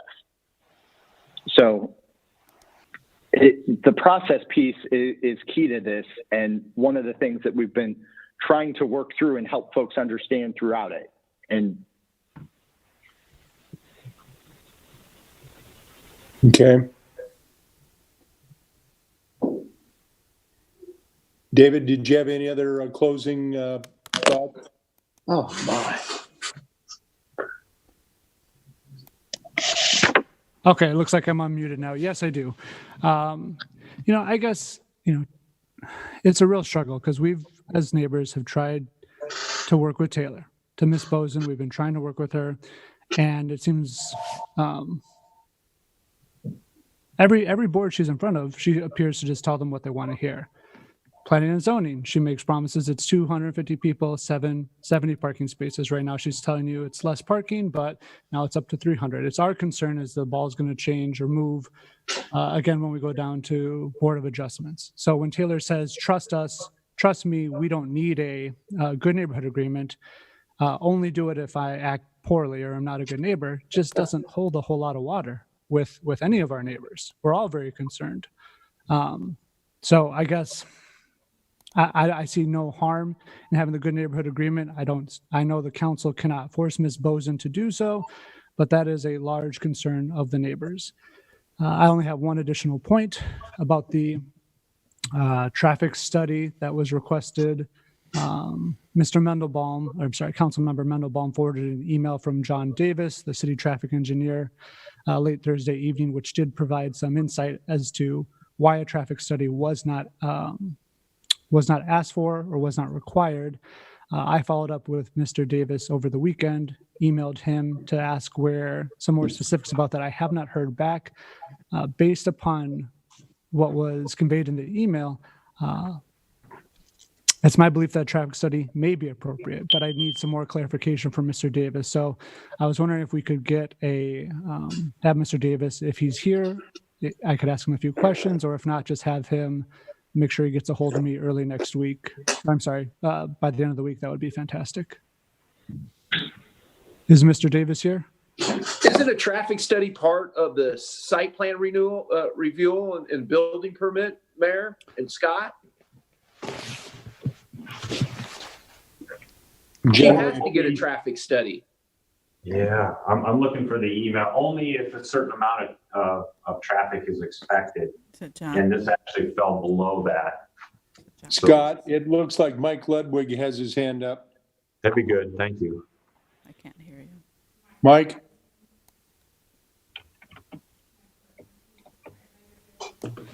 He's muted. Just a moment, I have to get to him. He asked me to mute him, and I did. So just a moment. Mike, you're on. You're unmuted. Mike. Mayor, County, members of the council, Michael Ludwig, Planning Administrator. The traffic study is required at the rezoning stage if there's a rezoning involved. Based on the criteria the council's adopted for traffic studies, as was pointed out in the email from Mr. Davis over the weekend, the project did not meet the thresholds for requiring a traffic study, so no traffic study was required per council policy. Okay. Thanks, Mike. I'm sorry, David Brajas, one more time. I guess my question, I had some more specific questions to ask Mr. Davis, but I can follow up with email. I sent him one, and I'm just waiting to hear back from him, because according to his math, it's going to have, this whole project is going to have 6 to 16 additional trips generated in the area during peak travel periods, which I believe is between 4 and 6 p.m. I fail to see how a 300-person event center is going to have 6 to 16 trip events during peak hours on a Friday or Saturday. The math just doesn't add up. And he didn't really provide any insight as to where he was gathering these numbers from, because it looks like it's an unusual calculation. So that's why I had a few more questions for him, because that just doesn't pass the smell test. John Right. Davis is here if you want to ask him a question. Yeah, Mr. Davis, you said in the email that you sent out that this type of plan proposal, a banquet or a wedding venue, is not a situation that is planned for in the ITE trip generation manual, but there have been some limited studies about how to calculate those figures. You didn't cite to them, so I was just wondering where you're getting that information, because I find it hard to believe it's only going to have 6 additional trips into our neighborhood. Well, John, first of all, you're free. You're open. all right. Honorable Mayor and council members, this is John Davis, city traffic engineer. To answer the question, the studies that I referenced in the material that I prepared was prepared by for other developments in other communities, and it's a range of the trips that were identified for those particular projects, and I simply applied those rates to the size of the proposed development, in part because there are no specific land use categories that the ITE trip generation manual has identified for banquet halls, if you will, because their typical operation has the vast majority of the traffic occurring outside of the peak hour for the street that is adjacent to the facility. So, for example, the peak hour on Grand Avenue is around 4:30 to 5:30, maybe going to 6 o'clock in the evening. The bulk of the trips are going to be occurring after that, and that is what our policy and that's what the practice is with regards to traffic impact studies. And then a follow-up question, Mr. Davis, how do we know that the trips or when the trips are going to occur? Because if we're talking banquets in the evening, it's my understanding that guests and people would be arriving possibly within the 5 o'clock, 6 o'clock hour. It really is in most trip generation analyses, you look at what is atypical and you try to look at from the generalized standpoint. I think if you were to, so it's really what information that we get from the applicant for the proposed land uses. Okay. Well, thank you for that clarification. I guess the reason I brought it up is because after reading your letter, I started doing some research of my own, and it appears that this is a common issue, that the ITE trip generation manual does not have anything regarding banquet halls or wedding venues. So other traffic engineers have come up with their own formulas, which I then did the math on, that get us above the 100 trip generation threshold to trigger a traffic study. So I just wanted to see how we are coming at such different numbers. So if you could just email me what you referenced, what numbers you referenced, I think that would be very helpful. Because I believe that a traffic study is necessary and that we are above that 100 trip threshold. All right. Let's move on. Carl, you had your hand up. Did you want to say something in the midst of this? No, I did see that the John Davis's email I had requested about the traffic study. So I believe I'm on the same page as John Davis is. So thank you. All right. We have a next hand up. It looks all it says is iPhone. One moment. I lost them. All right, let's move on to Brennan. There they are. There. Hold on. I think I'm unmuted now. This is Anthony. Sorry. I don't know why it says iPhone. Anthony Carroll, 52560th. Can you hear me? Yes. Okay. Sorry. I was waiting to be unmuted. Thank you, Mayor. So I'll just be brief on following up on the conversation today. The new thing that was, I think, a wrinkle to my wife listening as well and myself is, again, another example of changing the other way from mitigation of concerns, which are absolutely still there, and has not been said for the record, I did not say last time, no one said that there's a universality of residents in the area around the event that oppose this. So I've been trying to hope that there's mitigation happening instead of here tonight. So my question is a clarification that I was told prior to this, we were told there would be no concerts. Now I hear tonight that there will be no concerts for nonprofits. So if I'm hearing that the wrong way, and that clarification and that limitation on no concerts was applied to for-profits, then please tell me I'm wrong. But I heard tonight now, no concerts for-profits. So if I'm missing something, please clarify.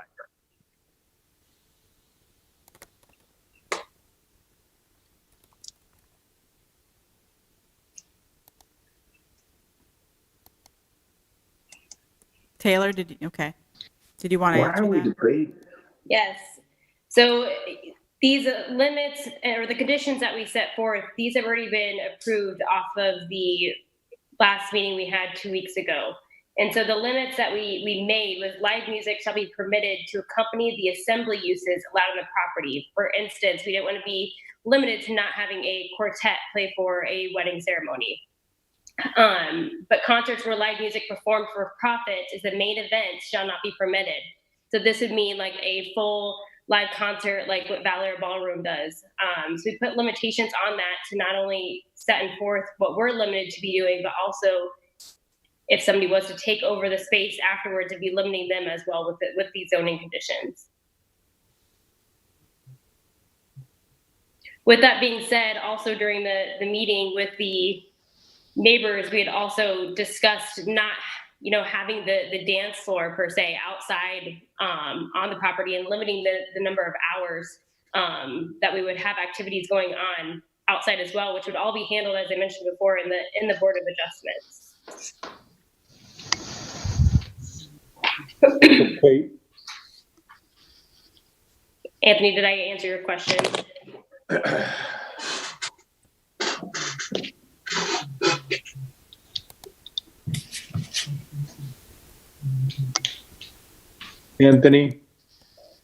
Anthony, you have yourself. Sorry, I was muted. Sorry, I was muted. So okay. Thanks. I guess I just want to be really clear that nonprofit is much broader than a wedding, things like that. It was worded tonight, concerts, again, for only no concerts for no for-profits. That is a very specific, narrow category and much broader category encompassed. So I'll leave it here for now and just let the process, other people weigh in for now. So thank you for at least clarifying that it is indeed the limitation on no concerts only applies to for-profits. Let's move on. Next hand up is Brennan. Hi, everyone. Thanks for the opportunity to speak. My name is Brennan Strom. I live at 6105 Walnut Hill Drive, just right up the street from the wedding venue, proposed wedding venue. Just to reiterate a few of my concerns that I don't think were addressed in the last meeting. I don't know necessarily if there is an answer, if they can be addressed. So one of my big issues has been parking. I think there is going to be an influx of traffic on the street. People are just going to park on the street because it's available and it's easy and they don't have to cross Grand. With the parking lots being across the street, kind of what I said last time, I do think that poses a lot of challenges. I know that the shuttle has been recommended, but I just foresee a lot of people crossing the street if they can see the venue, or vice versa, if they can see their car, they'll just walk across Grand, especially with all the traffic that is on Grand. That is a concern of mine, especially when it's being marketed and promoted as a mixed use, where there's going to be neighborhood events, outdoor movie theaters, things like that we've been told, when there's going to be young kids involved. And, if they do park across the street, I think kids having to cross in that situation poses some potential risk. I think the counter argument that everyone has said is that's plenty of parking because everyone ride shares and Ubers anymore. And I agree with people that most people do Uber from events. I don't think they Uber necessarily to events as much. And if they have too much to drink, that they will then Uber home. So I think, inevitably when people park on the street, since it is that close, there's going to be a lot of cars left in front of people's yards and just clogging up the street that already has clutter on it from people using the trails, from the restaurants in that area. And as well with Ubers, I do think something that's kind of overlooked is the ease of getting Ubers from Valley Junction at midnight. So if you have a 300 proposed person event, you take 80% capacity at 250 people, and 20% of those stay till the very end, till midnight. You have 50 people congregated, whether they're congregated on the street, whether they're congregated in the parking lot, or just in the neighborhood. They're all going to be trying to call Ubers at once, and I think it's going to take some time for a lot of those Ubers to get out of Des Moines or get out to Valley Junction, because all of them are going to be downtown, especially on Friday and Saturday nights where their money is made. So they're not going to want to come out to Valley Junction and spend as much time on those rides out there. And then the last point I wanted to make is just the kind of the comparisons to, I think, other wedding venues. I think sometimes we're kind of comparing apples to oranges in terms of proximity to residential neighborhoods, especially like Glen Oaks, that has been compared to in some of the neighborhood meetings, I think is very different than the neighborhood, obviously with being a gated and country club and this one being proposed so close to neighborhoods. I think probably the most comparable one that we've heard has been the Rollins Mansion in terms of proximity to residential neighborhoods. And on their website, it says they do complete music by 10 o'clock on weekdays and 11 p.m. on weekends, and there is no amplified sound outside on the terrace.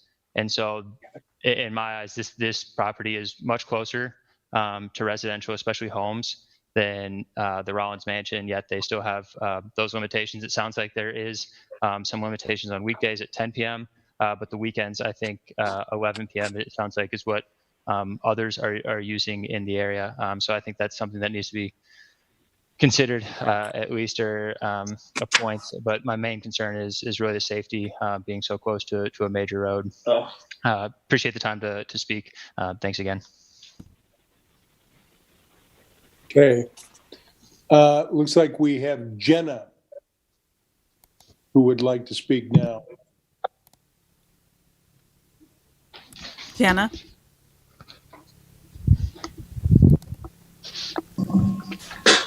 Jenna, you're unmuted. Jenna, you're hitting the mute the same time I am. Unmute yourself now. Thank you. Mm-hmm. Okay. This is Gina Newell, 535 Waterbury Circle.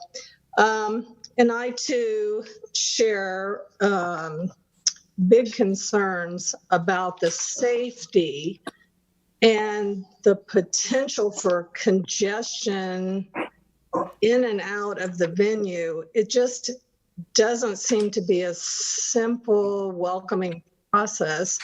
I believe if I heard right, we're down to 67 parking spaces adjacent, a lot of which will probably be used by employees, caterers, DJs, security, et cetera, et cetera. So when you have people coming, and Taylor spoke to this in our last meeting, how important the happy hour type of event is to her business. That's why she's going to put the expanded patio with music and a bar. And so people will be coming between 5 and 6:30. And if there's not enough parking, they have to go across the street. And I recently learned that Taylor also, who told us there would be shuttles provided, said, well, there'll be shuttles provided depending on how many. Well, that could create a very dangerous situation, having people trying to run across 4 lanes of Grand Avenue at peak hours. Also, people aren't thinking about, that is a very busy sidewalk that runs in front of the space. Kids after school or all hours of the day going down to McDonald's, bicyclers come down there pretty nonstop on beautiful evenings going to the trail. People have to cross over that sidewalk to turn into her parking lot. And I anticipate when people are dressed and women are in high heels, they're going to want to be dropped off. So there's potential for people just sitting on that sidewalk or traffic backed up waiting to turn in. Then when they come out, because of the overload of parking from Viva, there's going to be nowhere to park. People are going to have to drive up through the neighborhood, circle around, go back across Grand to park. It just seems complicated and not user-friendly whatsoever. So, and I do agree that the traffic study should be reconsidered for those very reasons.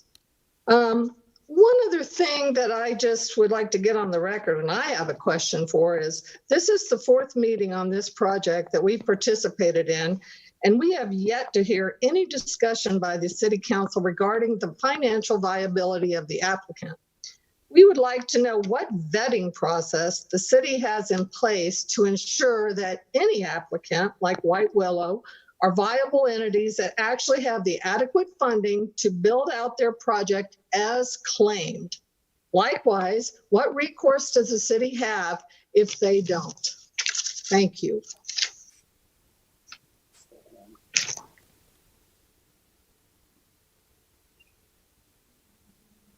All right. It looks like we have another hand up, and this one is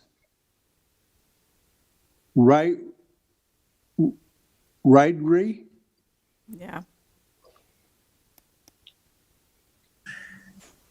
Can you state? Yeah, that's Ramona. My name is Ramona Wright. And just one comment that I had. We talk about the traffic study, and I don't think any of us are as concerned of the traffic going on to Grand Avenue as much as it is going on into the neighborhood. If most of the traffic, were to filter out on the Grand Avenue, would be much better than the traffic going on to our neighborhood for parking and for, exiting or entering. So that is just my 2 cents worth. All right, I appreciate it. Thank you.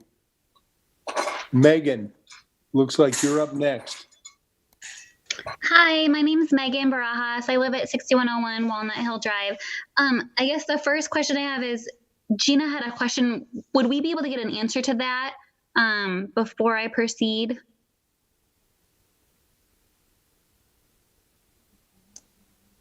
And that question was regarding?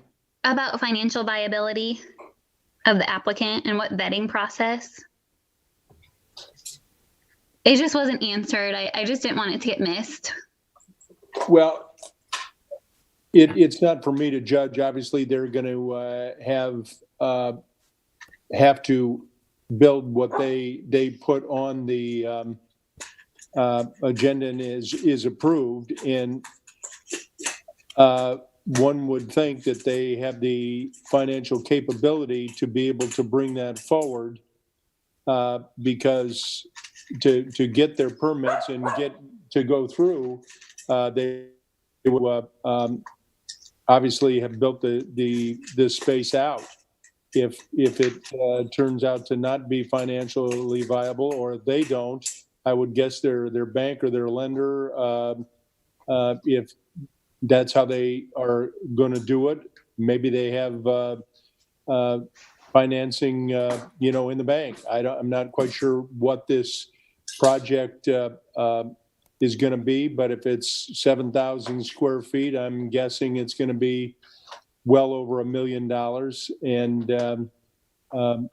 I would guess that, but it's not City Council that judges that. We generally, everyone that brings something forward has gotten that approval, especially if they're a business owner and they're looking to expand by their appropriate financial backers. Okay, I think I can't speak for Gina, but for me personally, to know the validity of the financial backing is important, because all these promises that now will not be put in a good neighbor agreement that we heard, but that Taylor is promising all of us and you costs a lot of money, and it's going in some cases above and beyond what the zoning requires. And so I think that me personally is where I'm a little bit concerned and why I wanted to have the good neighbor agreement signed, because as you can see, and we've mentioned multiple times, we really have not been able to trust Taylor as far as what she said, and the plans and everything keep changing. But anyways, so I guess my question was, if we disagree with the traffic engineer's assessment or math that a traffic study isn't needed, who do we raise that challenge to? Because I think from a neighborhood standpoint, if Taylor came and was here and kind of understood, or at least listened to what we're saying, because I see the traffic out my window every day, that we definitely need a traffic study. The traffic is going to increase. And so the numbers kind of concern us. So who would we take that question to as far as maybe getting a second opinion? This is in terms of the traffic study? Yeah. Yep. Because like I said, if anybody came to the neighborhood and saw the traffic, a lot of people will come in and try to bypass Grand by going down Walnut Hill. And as we learned at our meeting last week, the entrance is not going to be going out into Grand. It's going back into the neighborhood, as my neighbors have previously said, that there's a safety concern from that as well. But no one can tell me that a 300 event is going to have less than 16 people or traffic, changes as far as the volume. So we're just concerned that we disagree with the numbers and are wondering how we would go about clarifying that. Mayor, if I could, this is Scott. Yeah, Scott. I will say one thing, Scott. I'd like to have you say something. I used to live over on Walnut Hills for about 10 years, so I understand some of the traffic patterns, and I also understand the use of the properties down in this area, a lot of commercial use, and especially this one that's been abandoned for a considerable period of time and needs to be upgraded, and knowing that it is commercial and it could be a wide variety of things that in my mind would be less responsible than what we've been listening to. But to address your specific question, I'll turn it over to the manager. Mayor, and I would like if Steve Neighbor could speak to this as well, but as we get him unmuted, the main purpose of a traffic study is to let the city know if we have improvements that are necessary on the roadway, maybe additional lanes and traffic signals, things of that nature, so that the project is paying for those as opposed to our taxpayers if the city were to have to pick up that tab. And so I think there might be some confusion that a traffic study somehow would indicate whether there's a nuisance going on.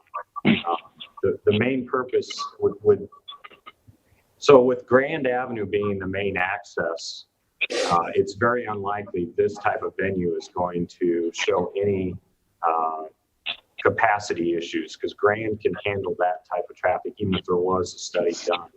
Steve, you want to add to that? That's correct. The city manager, or honorable mayor, member of city council, this is Steve Neighbor, city engineer, also work alongside John Davis, who you heard earlier.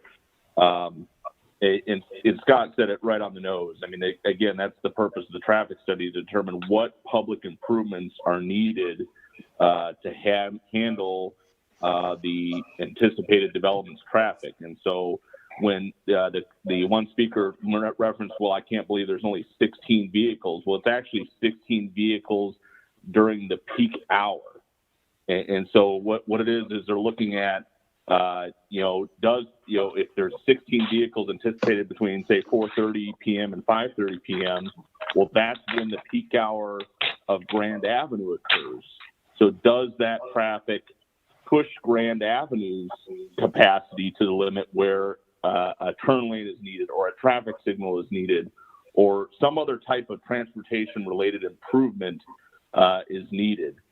These type of studies don't solve nuisance. When I say nuisance issues, or issues such as, well, a person couldn't find a parking spot, so they went and circled the neighborhood.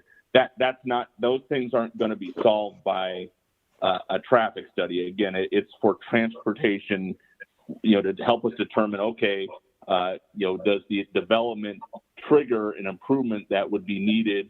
And as Scott mentioned, so the taxpayers don't need to foot the bill to add a traffic signal because there's so much traffic that a signal is needed.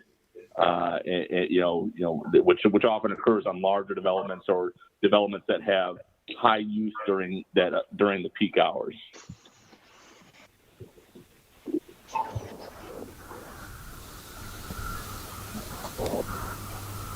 Mike Ludwig was on to answer a question earlier to Mayor County. Okay, Mike, you ready? Yes, Mayor, County, and members of the council, very quickly.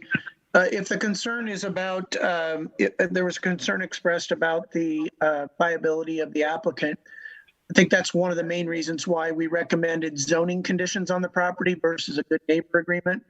The zoning conditions run with the land versus a private agreement with the current operator. That operator does not succeed.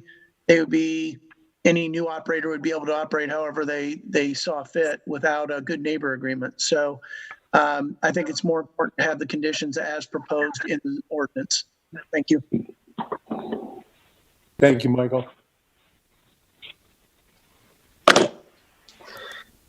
All right, it looks like Jenna has her hand up. Jenna, do you have yourself muted? There you go. You muted yourself again. Go on. Oh, There you go. Thank you. okay, thank you. My concern is, again, we were promised expensive windows, expensive sound extortion materials, et cetera, et cetera. So she might complete the project, but that's not determining that she's going to actually put all the extras in. And my concern is that she can afford those once she actually bids them out and finds out how expensive that stuff is. We're already dealing with now music on the patio and the situation where we're going to have an events going on down there every weekend, all weekend. So these are just a lot of the concerns for the neighborhood. Thank you. Megan?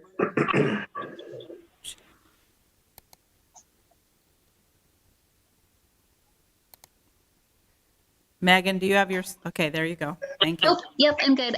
Okay, thank you for the explanation. I was just, again, wondering how we would go about getting a second opinion.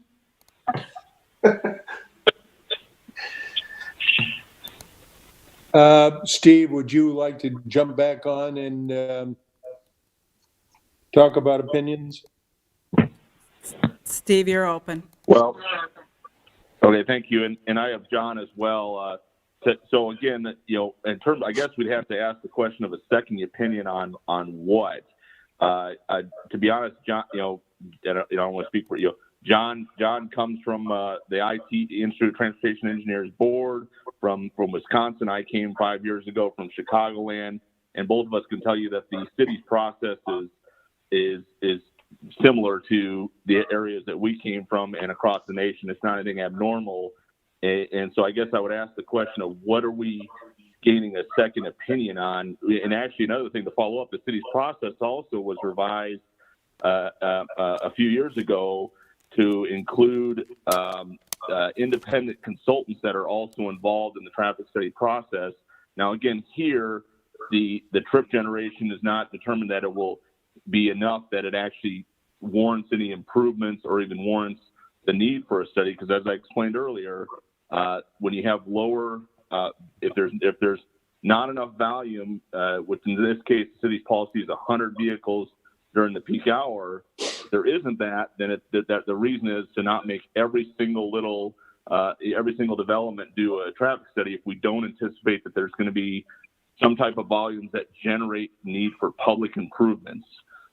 Public improvements, like I said earlier, maybe a signal would be needed, or a right turn lane would be needed, or a medians of some sort would be needed. So I guess what I'm trying to figure out is what would be your second opinion? I mean, again, like I said, we have whole team of traffic planners and engineers from different backgrounds all over the country, as well as independent consultants who throughout the Midwest that are involved in this process. So I'm not sure what the only thing I could ask is that you're asking for another opinion or to change the council's policy that where 100 trips is the threshold.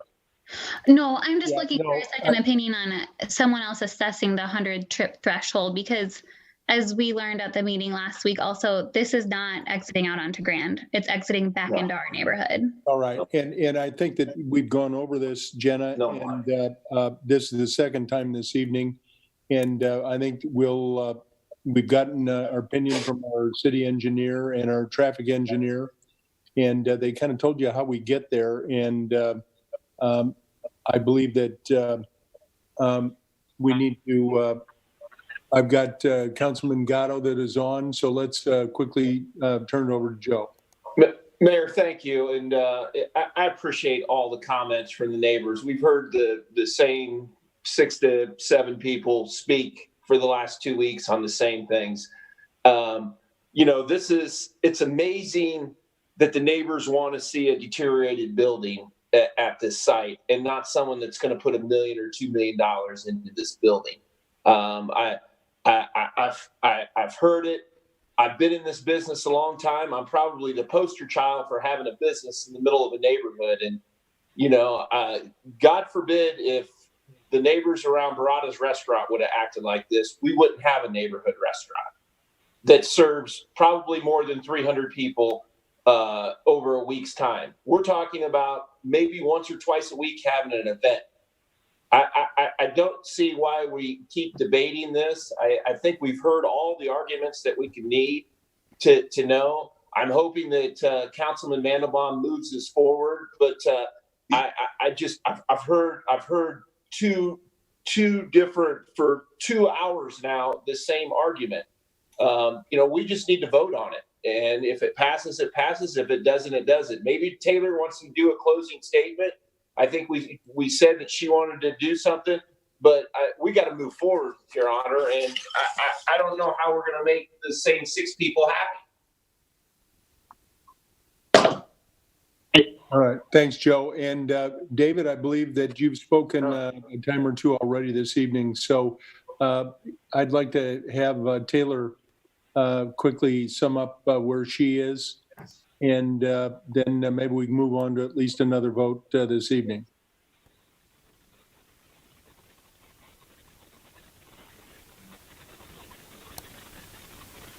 Taylor, did you put yourself? There you go. Do you want to unmute yourself? There you go. Thank you. Yeah, I just want to, thank everybody for their input.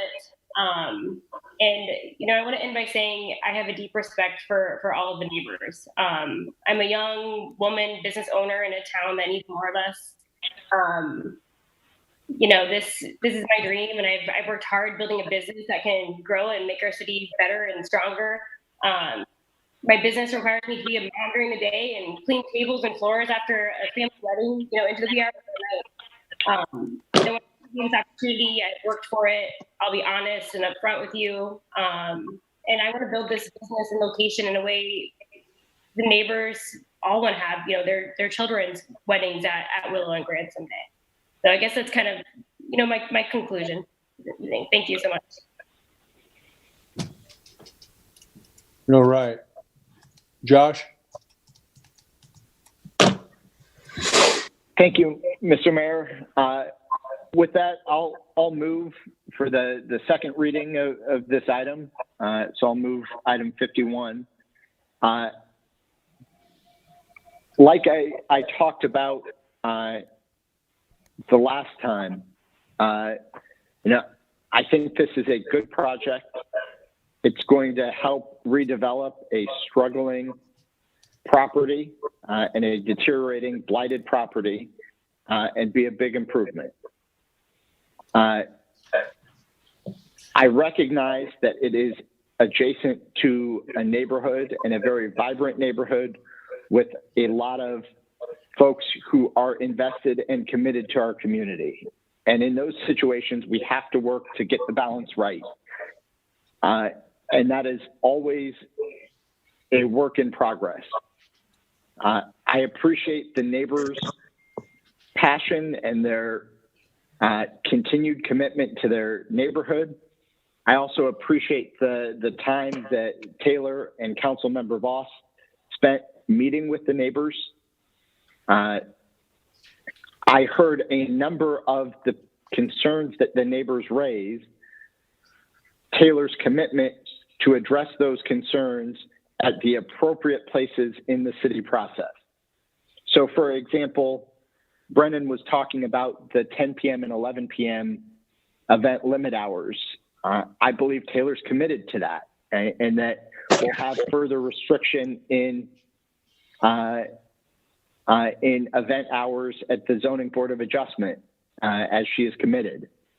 There's been discussion about, or Anthony specifically raised the concern about the limit on concerts.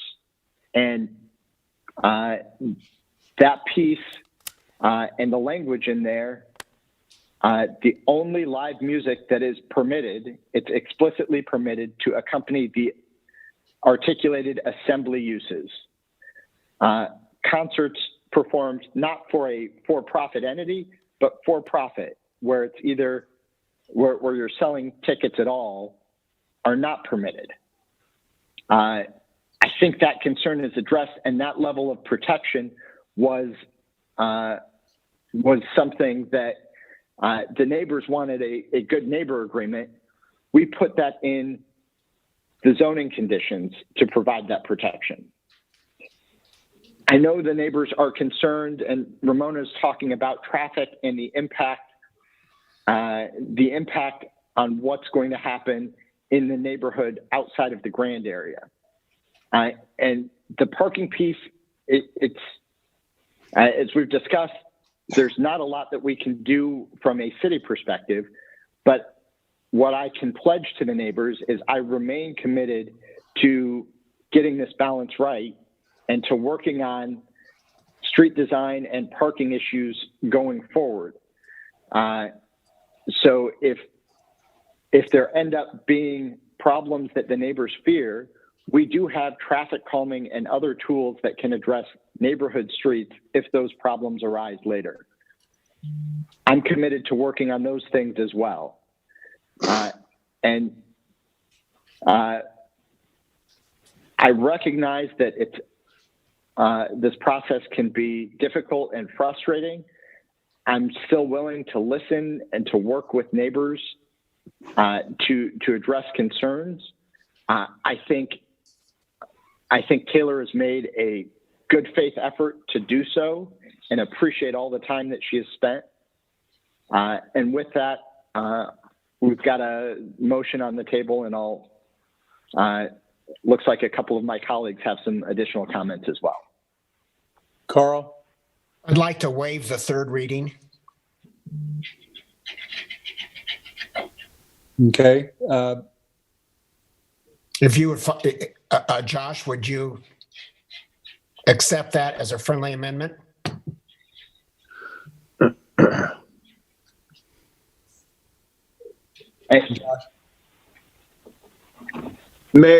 Mayor, go ahead, Joe. Mayor, I just think waiving the third reading is appropriate. I mean, the neighbors have got to speak now 4 times. They've got to speak twice at P&Z. They got to speak once at setting the date of hearing. They actually got to speak, 4 times. Once at P&Z, once at setting the date of hearing, last week and this week. And we all got to hear the same argument for the last, I've heard 2.5 hours of the same argument. So I think it's appropriate to waive the third reading, and I'm glad Councilman Voss had brought that up. All right. Josh, back to you. So, so I'm not going to do that as part of my motion, and I'm not inclined to vote for that. You can, Councilmember Voss, you can make a separate motion afterwards, and I don't know if it needs my vote to pass or not, but I think listening, even when there's a disagreement and it's it's frustrating, or it's part of the job. And I'm committed to listening to neighbors, and I think it's appropriate to waive readings when there is not controversy, but I'm personally willing to keep listening and to keep letting the process play out. All right. So we've got a motion then for the second reading. Councilmember Mandelbaum is not going to amend his to waive the third. So let's vote on the second reading, and then if there's another motion, be happy to entertain that as well. County, Yes. Boesen, I'm abstaining because I have a conflict of interest with this project. Voss, Yes. Gray, Yes. Westergaard,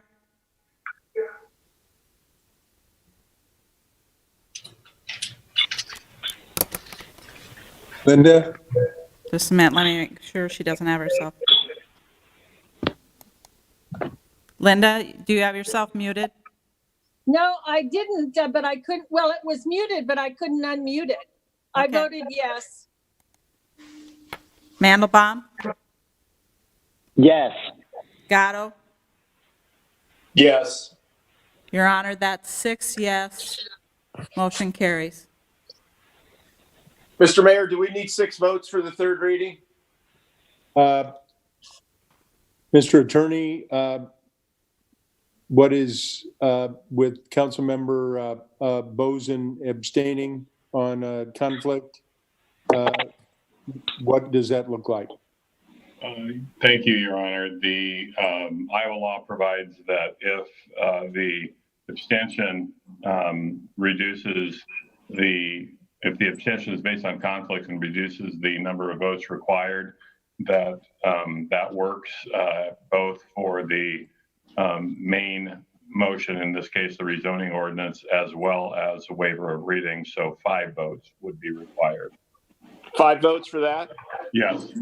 Well, then I'd like to move waiving the third reading. All right, there's a motion on the table to move item 51, and which has already been done, but to waive the third reading. Does everybody understand that? Yes. All right, I will ask the clerk to poll the council. County, Yes. Boesen, Abstention. Voss, Yes. Gray. Yeah. Is he muted? No, Gray, Yes. Westergaard, Yes. Mandelbaum, No. Gatto. Yes. Your Honor, that's 5 yes. Motion carries. All right, thank you all. Let's move on now to ordinances, first consideration. Item 52. This is amending Chapter 114 of the Municipal Code regarding traffic regulation changes as follows. Council Communication Number 20-207. A is a proposed code change to add no standing or stopping on Walnut Street between 8th Street and 9th Street.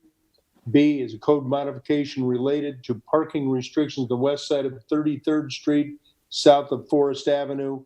And C is a code modification related to the vacation of East 15th Street and Fremont Street.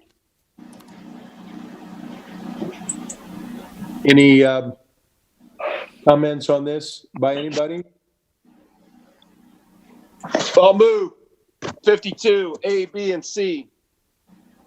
All right, item 52 has been moved. A, B, and C. Are there any, Madam Clerk, any comments? No, Your Honor. All right, poll the council, please. County, Yes. Boesen, Yes. Voss, Yes. Gray, Yes. Westergaard, Yes. Mandelbaum, Yes. Gatto. Yes. Your Honor, that's 7 yes, motion carries. All right, takes us to item 53, amending sections 50-26, 50-32.05, 50-34, and 50-35 relating to floodplain development regulations, Council Communication number 20-197. Open it up and see if any council members have any comments. I do, Your Honor. Please. This is WESTERGAARD, and I have concerns about this because of the way the amendments are written. And I did ask for clarification this morning, and I had received that clarification that basically says they're going to keep it separate. So if it's a fire or if they're remodeling or something, that's not going to go against the 2 events in the 10 years. But I still have concerns because if I have one of those businesses or something and I'm going to remodel or upgrade or do some things, I still have to go get a building permit. And isn't the building permit going to require me to be in line with these amendments as far as, following the guidelines that's outlined in these changes? Can anybody answer that? Yes, Mayor, this is Scott. Could you either answer that or ask the appropriate? Yeah, the answer is yes. I'm pretty certain that building permit would require checking that. Oh, I know a building permit would be required, but are they going to be required to bring everything up to the current flood amendment changes? Because that plays a completely different story. Steve? Honorable Mayor, members of the City Council, this is Steve Neighbor, City Engineer.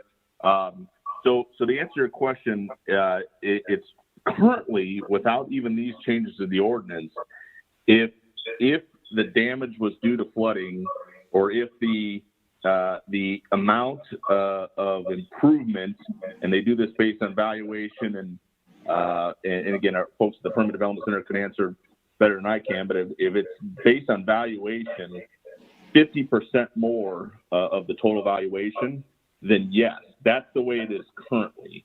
What this change does is and again, when we had a public meeting and we had a couple of stakeholders, business owners, building owners comment that they had concerns when we originally proposed the amendments.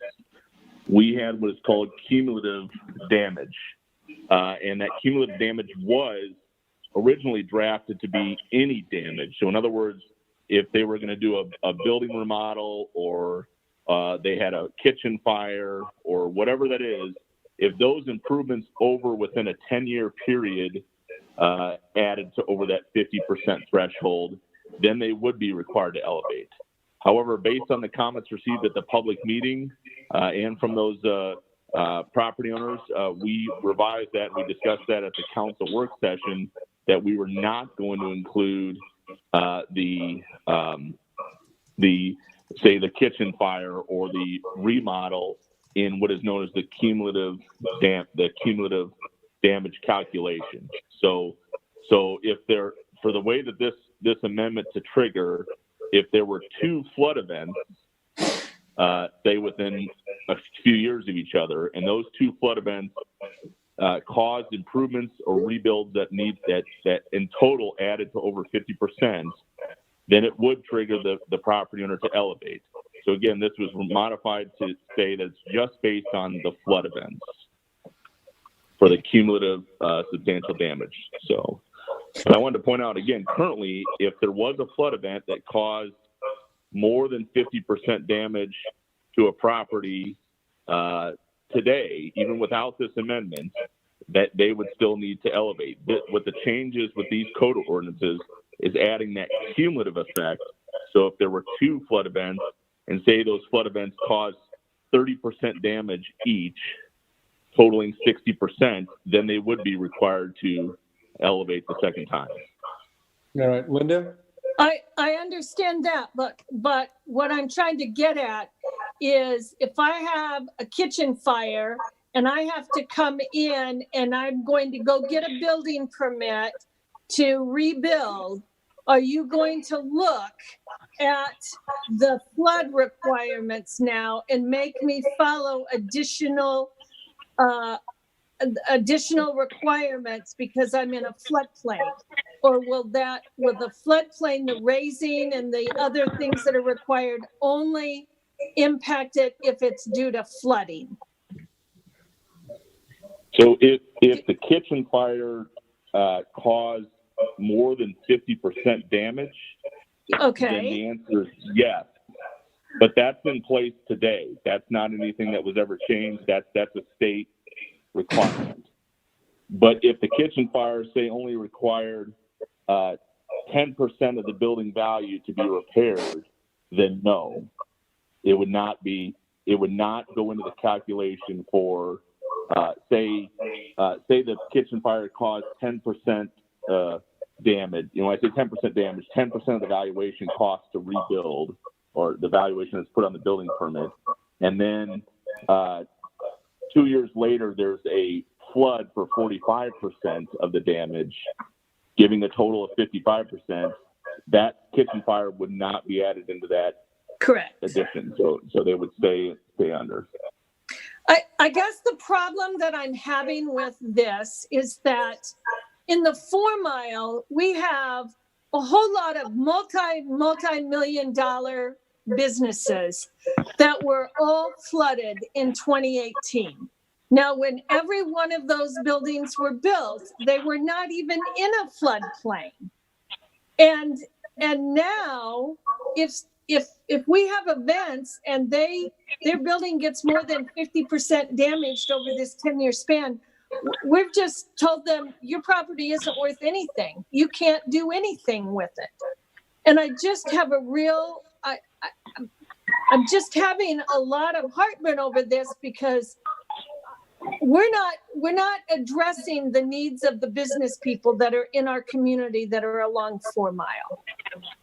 And I don't know what we can do to prompt everybody to do something, but it just doesn't seem fair. We're doing a lot of sewer work and we're doing a lot of things because people lost houses, but we've got folks over here that spent millions of dollars on flood damage and they received no assistance from the city whatsoever. And now we want to get a little lower rate. And so we're putting these amendments in place. And from the information that I've read, I mean, it would be, several hundred years before a property owner would recoup their money because it's not a big enough difference in the premium. And we're doing that just so we can get a little better rating.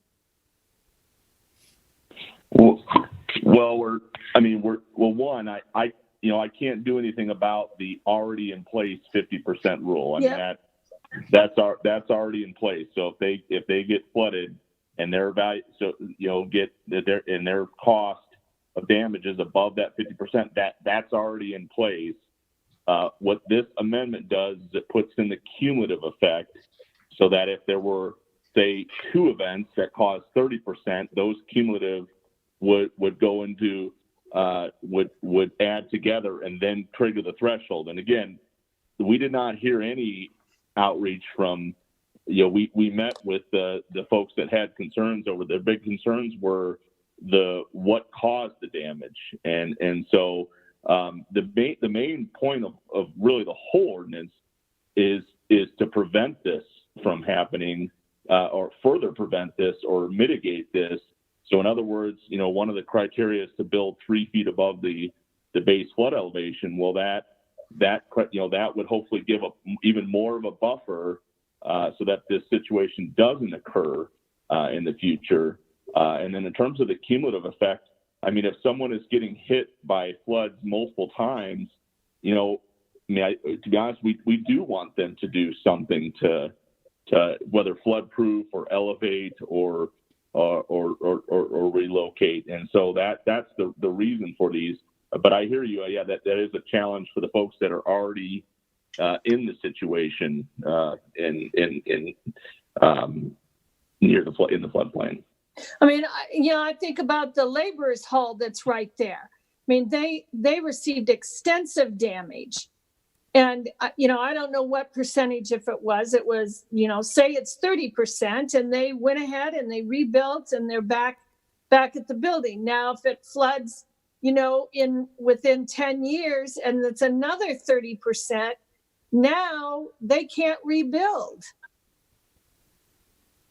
Am I correct?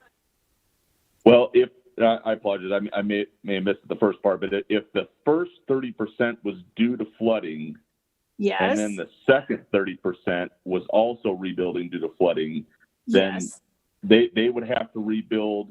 They would have to, in a sense, comply with either floodproofing or elevating, or relocating.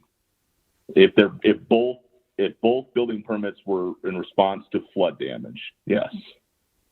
Mayor, if I could real quick, Steve, is there a look back period or is there a starting date on these changes? It's basically from the first time, the first occurrence.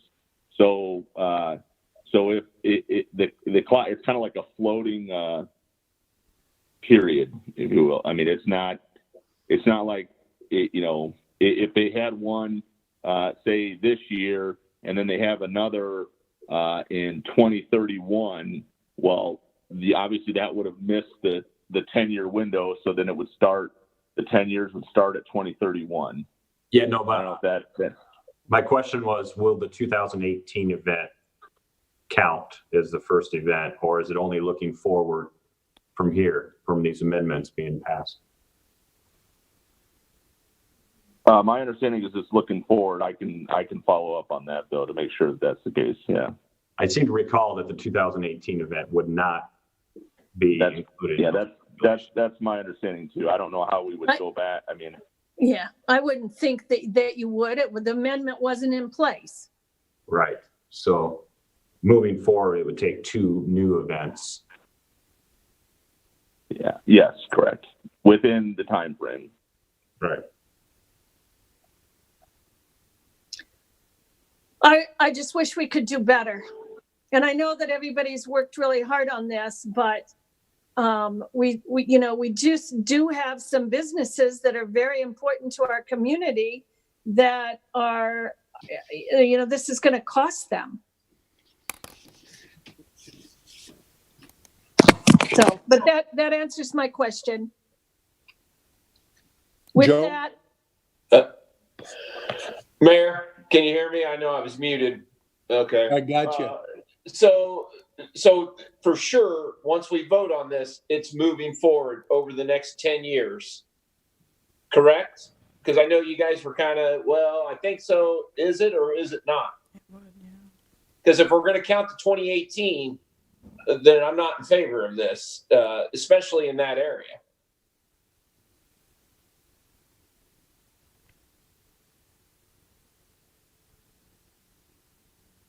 I don't think I'm muted, but I got crickets.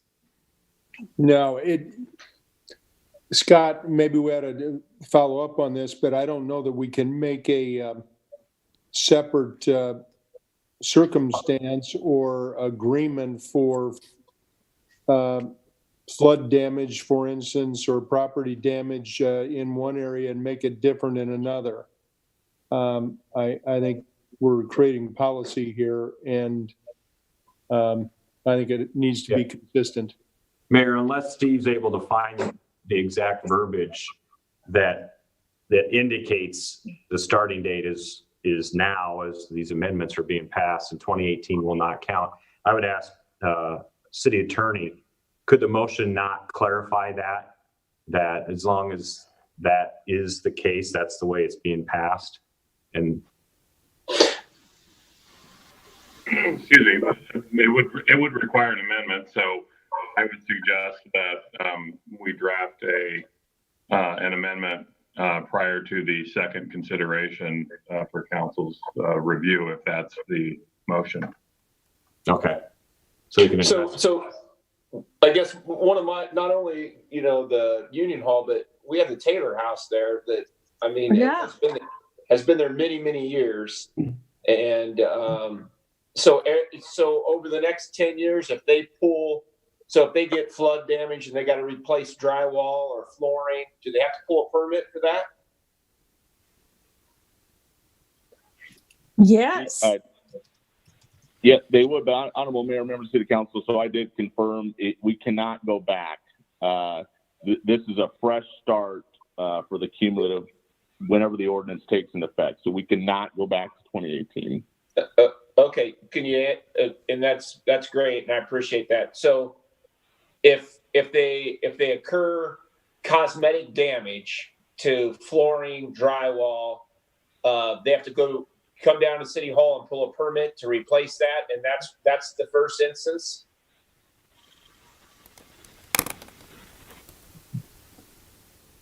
Permit that would and it's due to flood damage. Wait a minute. Okay, no, I think I'm unmuted. If they pull a building permit and it's to restore a building due to flood damage, then that would start the clock if it's due to flood damage. So do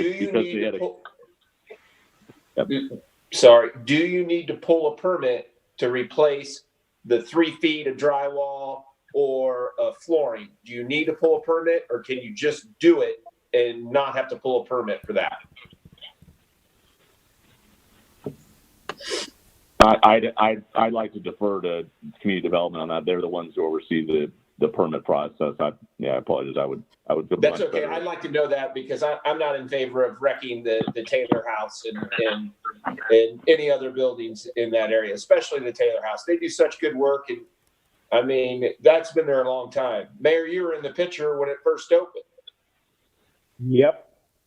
And this is WESTERGAARD. And my concern is that, if they had 30% in a flood event, and then a few years later, they have another 30% due to an event, they can't rebuild. Whereas right now, they can rebuild. You could, if you're 30%, you could rebuild. I have another 30%, I can rebuild. But under this new ordinance, I couldn't rebuild. And to me,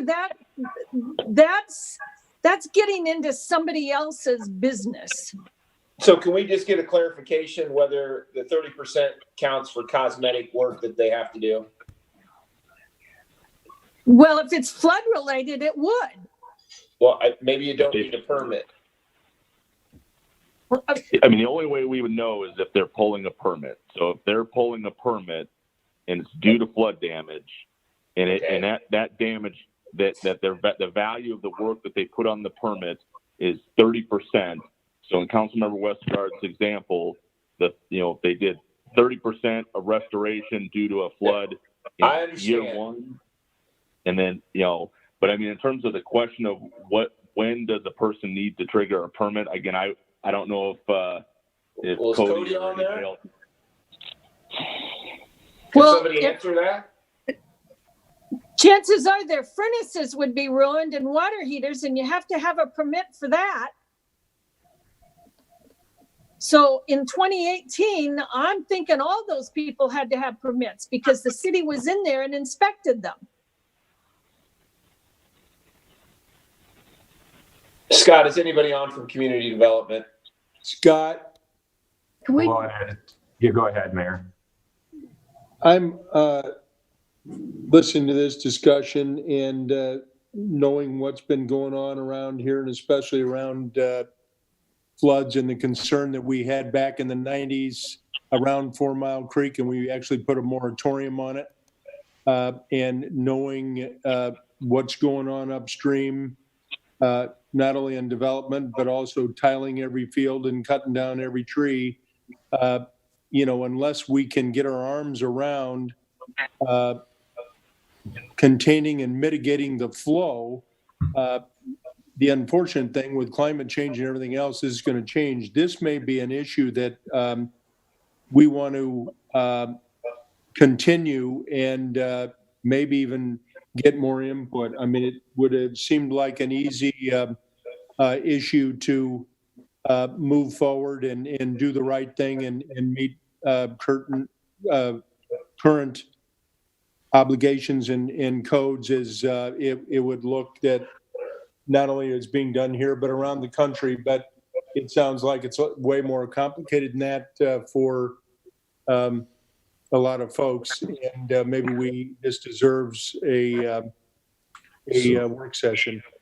But so Mayor, actually we did that. Here we are, and we're right back where we started. Yeah, I know. I hear that. But I just want a simple answer. Can Sue answer? She's got her hand up. No. I mean, from the folks I'm getting hold of texting, it sounds like just if you are ripping the drywall off down to the studs, you should get a permit. If it's just a patch, I think that becomes debatable. But then I think we start to get into, if it's just a patch, are we really going to exceed that big of a percentage, right? Compared to, we're talking about percentage of the valuation of the whole building. Huh? I seen the damage in 2018 to that building. It's more than a patch. I'd hate to put them out of business. They do really good work. And you know what? If they're able to rebuild that building and leave it there, I'm going to have a hard time voting for this. But go ahead and take a vote and do whatever. Joanne's got her hand up. I was trying to answer the question of of simple cosmetic and that. But so in other words, if they are ripping stuff down to the studs, I would think they would need a permit. Again, I we're more to Cody, but and again, please know that every one of these stakeholders was, we directly invited them to public meetings and had follow-up discussions, and their biggest concern was that they were upset. They did not want the damage, and this was what we discussed in the February work session. They did not want the damage that was, or other improvements. If they have a kitchen fire or they just want to renovate their building, they didn't want that to be in the calculation. I mean, I was standing there with the other staff members when some of these business owners said, yeah, we get the flood damage part of things. But, Well, I think the mayor said it best. This could happen twice next year, and then they're all out of business. Then they're going to bulldoze that whole area. If that's what They're all gone. Yeah. Joanne, do you want to make a comment here? Mayor, council, the only comment I was going to make is on the permit side of it. If there's a permit that requires demolition, that's one permit, and there's going to be a permit required for repairs. And then if there's electrical, plumbing, or mechanical, those are separate permits for flood damage. Yeah. So it all accumulates. Yeah. Okay. Thank you.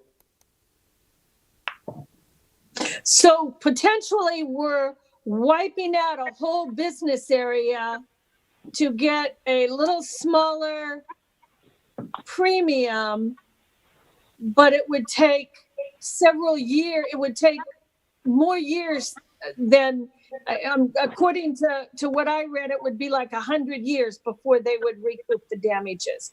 I'm just not willing to put businesses in the 4 Mile area at risk under those conditions. So Mayor, I feel like, this is Scott, if I could. Yep. I can't actually raise my hand as a host, so sorry to interrupt. The key changes here are citywide and meant to be in place so that when buildings are built, they understand these constraints and would not be likely to build in the floodplain, right? So this is not isolating just 4 Mile. I totally understand the backs against the wall situation that they're in, but we're doing this again to improve the floodplain by not allowing new development to come in, or at least if they are doing that, they understand the potential that cumulatively 2 events could require a change in their elevation. And I understand that, Scott. I don't think anybody that's building in the floodplain should ever build without these requirements. But when the buildings that I'm referring to were built, this was not a floodplain. So if you want to make this for future building, that's fine. But let's carve these people out of it. Let's carve the existing people out of it. Can we do that? No, if we can't do that, then I'm going to vote no, because, I represent the people, a lot of us. I mean, there's Taylor House, there's a couple of dentist office, there are businesses that are grounded there, and 30% events of flooding, and they're gone. So their investment is just wiped away. And I don't want those people to be moving out of the community. I understand, Linda, but please, I'm going to try one more time here. If they have 2 major events, 30% each time, would you recommend that they actually rebuild the 3rd time? I think it's their choice, Scott. That's not up to me. They have to make that decision. Okay. What kind of help this is Connie, sorry, my mouse isn't working. I can't even raise my hand, but okay, we allowed these people to build and they haven't even been there that long. Right. So first of all, probably should never have allowed them to be built, but it wasn't a floodplain. Well, I know, but even then it was, I mean, it's like, it You're just right, happened so quickly after. Anyway, going forward, if you would pass this, what would we do to help? Would we buy out these businesses ahead of time? Would we, if they have another major event, would we say we need to help them out? Because the city gave them full bearing to, I mean, and I would see if they were like been there for 50 years. These people have been there, what, 12 years, 10 years? Not the Taylor House. Taylor House has been there a while, at least probably 15 to 20 years. Relatively short amount of time for a long 4 miles. So yeah, and they're big projects. People have invested quite a bit of money. So I don't know. I'm just saying, do they have a recourse, or are we willing to help them, like we helped the homeowners? We didn't help one business person in 2018. I'm just saying, going forward on. There's not that many hospice care units in our city of Des Moines, and I want them to make the decision whether they want to rebuild there or not. Well, but I think we need to also be worried about the health and the safety of the people in hospice, because I understand an event like 2018 where we got, 10 inches of rain in that watershed in 3.5 hours, that comes doggone fast. And so, the health and well-being of those staffers and those patients in there is a tough thing to be gambling on. I understand.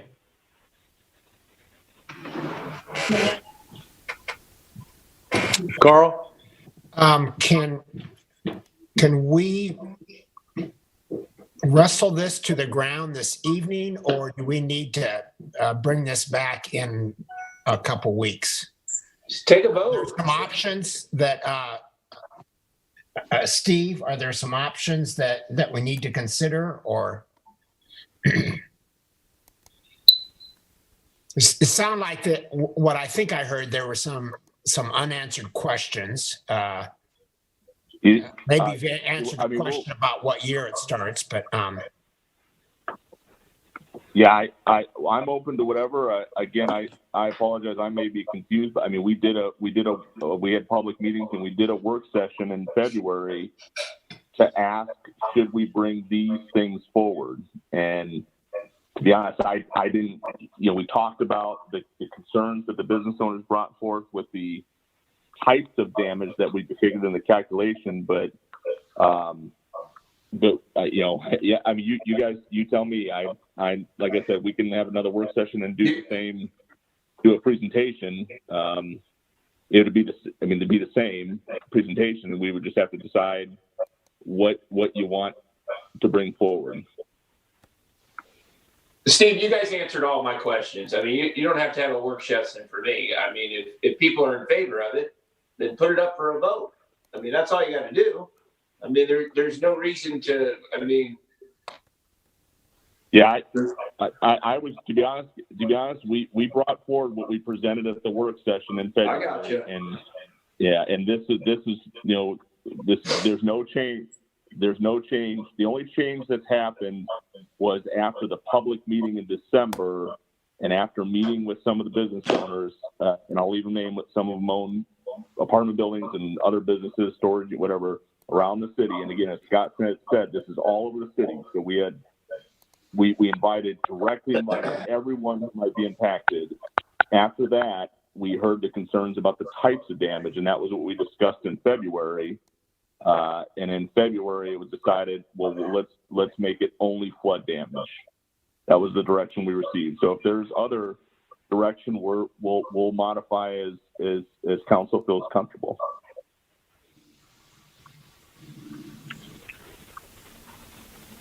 Well, I know we've been through this and have worked on it hard, and it seems like we're back at a point of I don't want to say impasse, but a couple of council members have some concerns about it. But in the meantime, Carl, to your point, I mean, is there a way that we can move this forward? Steve, you have had meetings with property owners all over town, and I think everybody kind of understands what the circumstances are. There are some tough ones, as have been pointed out, but they still are in jeopardy. And I think we need to think about what we do moving forward. Let's hope it doesn't happen. Let's hope we can mitigate it upstream, as we've been trying to do for 20 years. But we need some people that will collaborate with us in those areas, because the water that is flowing down here that ends up affecting this didn't originate, generally speaking. But does anybody have a motion? Can I make, this is WESTERGAARD. I don't know if I want to make the motion because I'm going to vote no. Then you don't want to make it. I don't want to make the motion, so it's in my ward, but I'll let somebody else make the motion. It's citywide. Would thinking about this another couple weeks and maybe some modification to the amendments change your mind on this? And what would they Linda? look like? Well, the only thing that's going to change my mind, I mean, it's not about me, it's about the business owners that are there in 4 Mile. And I know that I've seen some emails that went back and forth, but I'm not sure that and maybe I'm wrong, Steve, but I'm not sure that the business owners knew that, we were making it only for flood damage is part of the equation, but I'm not sure that all the other stakeholders throughout the city are really aware of this. And I know that you've had the public meeting, we had a workshop, but I'm not going to vote for it until I hear that those that I represent say, yep, we want this. I just can't. Well, and it is pointed out by our city attorney, not city attorney, our city engineer. I mean, these are sort of rules that we think that need to be put in place citywide. And so I guess the question is, I don't believe it's appropriate to put one set of rules in one place and not everywhere else. So we've got to, wrestle with that issue as well. But we're Honorable putting Mayor, these, Steve, go ahead. Well, and if I could just address, so I mean, to be transparent at the public meeting in December, what was presented was the more restrictive, which would have been all damage, any damage would add into the cumulative equation. But based on the feedback we got afterwards, we came to you all in work session in February, and it was decided to eliminate the fire damage or remodeling and make it only related to flood damage. So we are backing off. I wouldn't say backing off, but yeah, it's less restrictive than what we presented to the public in December. And ultimately, Steve, what are we trying to accomplish by doing this? Just so people don't build in a floodplain? That's correct. I mean, the discount for flood insurance is yes, that's a bonus to the property owners and folks that live in the flood, that are in the floodplain and are dealing with it now. The discount, that's a bonus. But to be honest, it's all about in terms of what we want to look at do we want to allow people to build in the floodplain, and how? And well, can't we do that? Can't we do that with community development? Can't community development? Can't we? I mean, if it's a floodplain, can't we say we're not going to allow you to build in this floodplain? I mean, do we need to pass an ordinance to get rid of the businesses that are in there? It's not about getting rid of the business. It's about so here's the bullet points of the ordinance.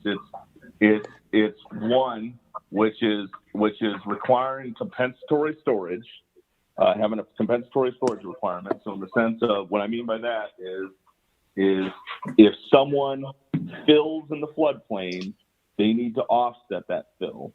And in this case, they would offset that fill by 1.5 to 1. So again, that's kind of mitigating the impacts for those elsewhere if someone does fill in the floodplain. And then number two, if someone were to build, they need to build 3 feet above the base flood instead of what the current ordinance says, which is 1 feet above. And then the other item is the major item is the substantial damage. So it is a question of if someone repeatedly gets flooded in a certain duration, say multiple times in a few 5 years, should the city issue a building permit to allow them just to restore their property as is? Currently, what's in place is the 50% rule. So if they get damaged to the point where they need to spend 50% of their valuation to restore their building, they got to meet the requirements anyway. They've got to elevate, relocate, or flood-proof, build flood walls, or do whatever to flood-proof their building anyway. All this does is add an accumulative calculation. So if the damage is 30% 1 year, 30% in 2 or 3 years later, then they would also have to flood-proof. And so it's really a question of should they be allowed to continue to do this? Yep, and I agree with everything you said, except for the 30% and 30%. I can't be the heavy hand to tell people you can't build back where we've let you build before, and now it's turned into a floodplain. That's going to be their choice, their insurance choice.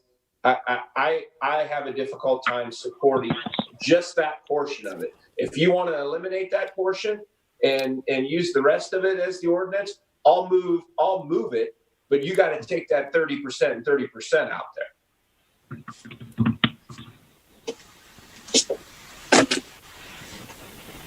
Can you do that, Steve? Yeah, I mean, we'd have to go back and work with our folks at the National Flood Insurance Program and legal to revise the ordinance, and also when we do this, we would go through the score that would lower our points as well. It does in effect.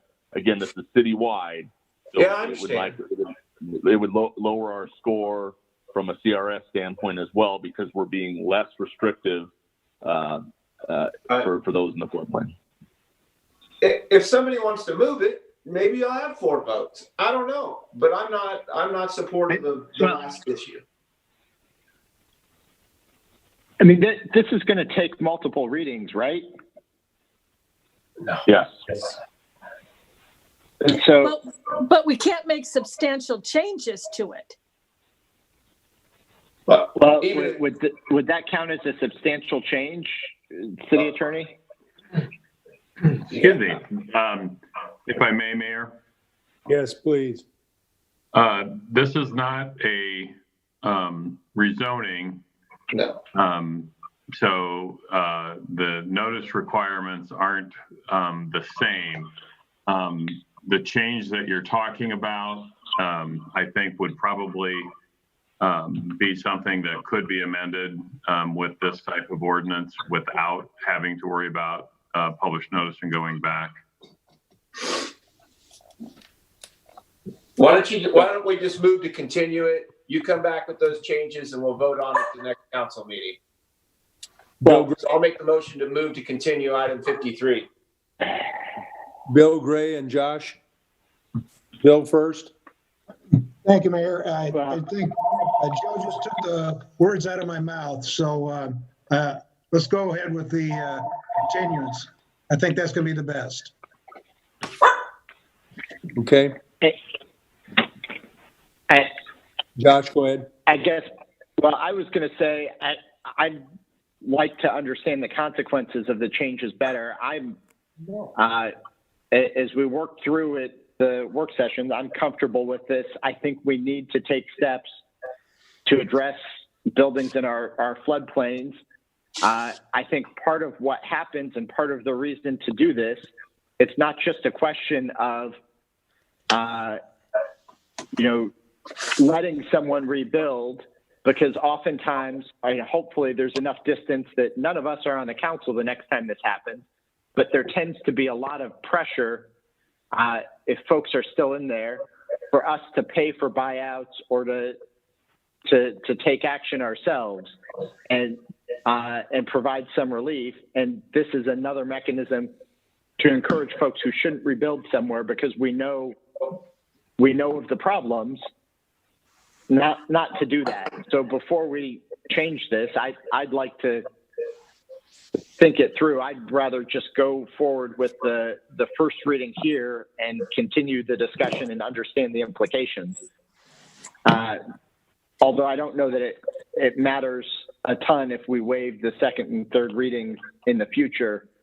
But if folks aren't going to vote for it, we'll have to revisit and have these conversations. So I'm supportive of the policy as written.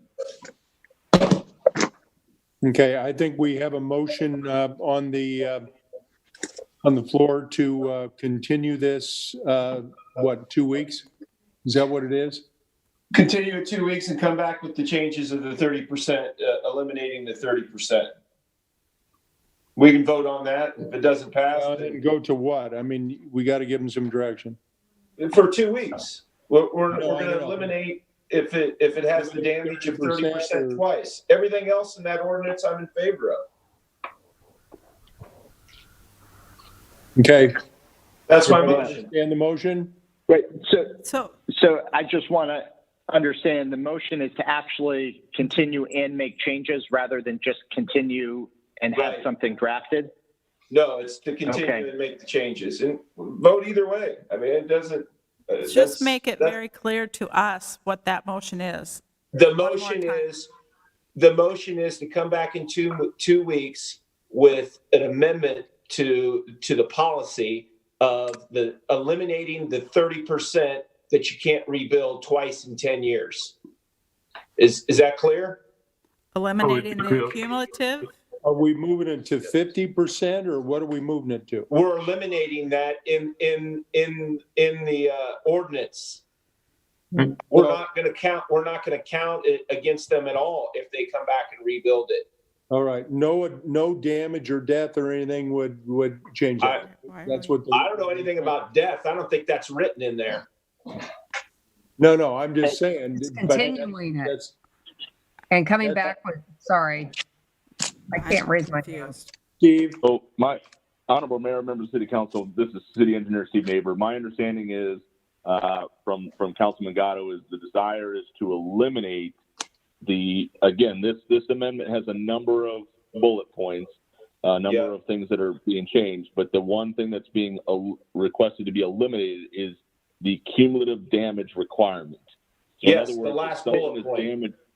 if someone is damaged by a flood, say 3 years in a row, and it's 30% each time, the city would still, as they do today, could permit them to rebuild.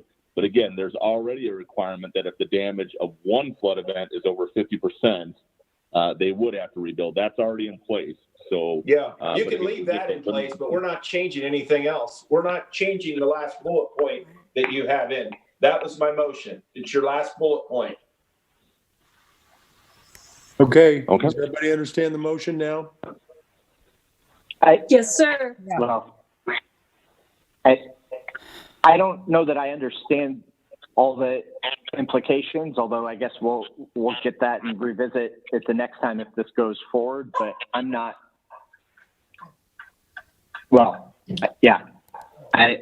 not comfortable voting for this. I'm going to vote for the continuance, but I'm real queasy about voting for this too. But let's see what it looks like when it comes back. All right, we've got a motion on the table. I'll ask the clerk to please poll the council. County, Yes on the continuance. Boesen, Yes. Voss, Yes. Gray, Yes. Westergaard, Yes. Mandelbaum, No. Gatto. Yes. Your Honor, that's 6 yes, 1 no. Motion carries. Okay. All right.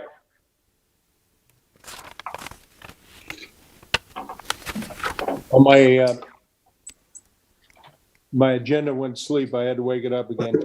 I'm about ready to go to sleep. It's about bedtime. Okay, item 54, amending chapter 98.55 relating to solid waste charges for collection services. Council communication number 20-210.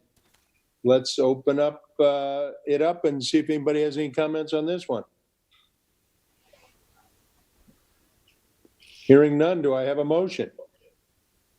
I'll move 54. All right, 54 has been moved. Ask clerk to poll the council, please. County, Yes. Boesen, Yes. Voss, Yes. Gray, Yes. Westergaard, Yes. Mandelbaum, Yes. Gatto. No. Your Honor, that's 6 yes, 1 no. Motion carries. Okay. Item 54I, which is approving a proposal from Tyler Technologies, Inc., Lynn Moore Jr. is the CEO to provide records management solutions for use by the police department and authorizing the city manager to negotiate an agreement.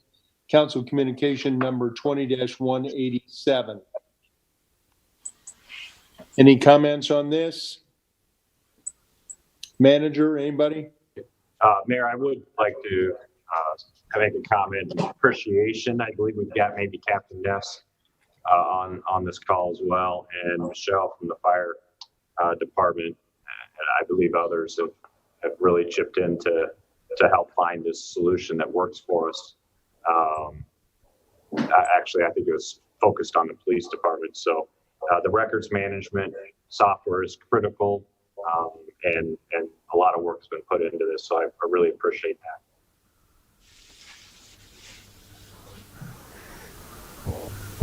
Okay, anybody have any other comments or questions?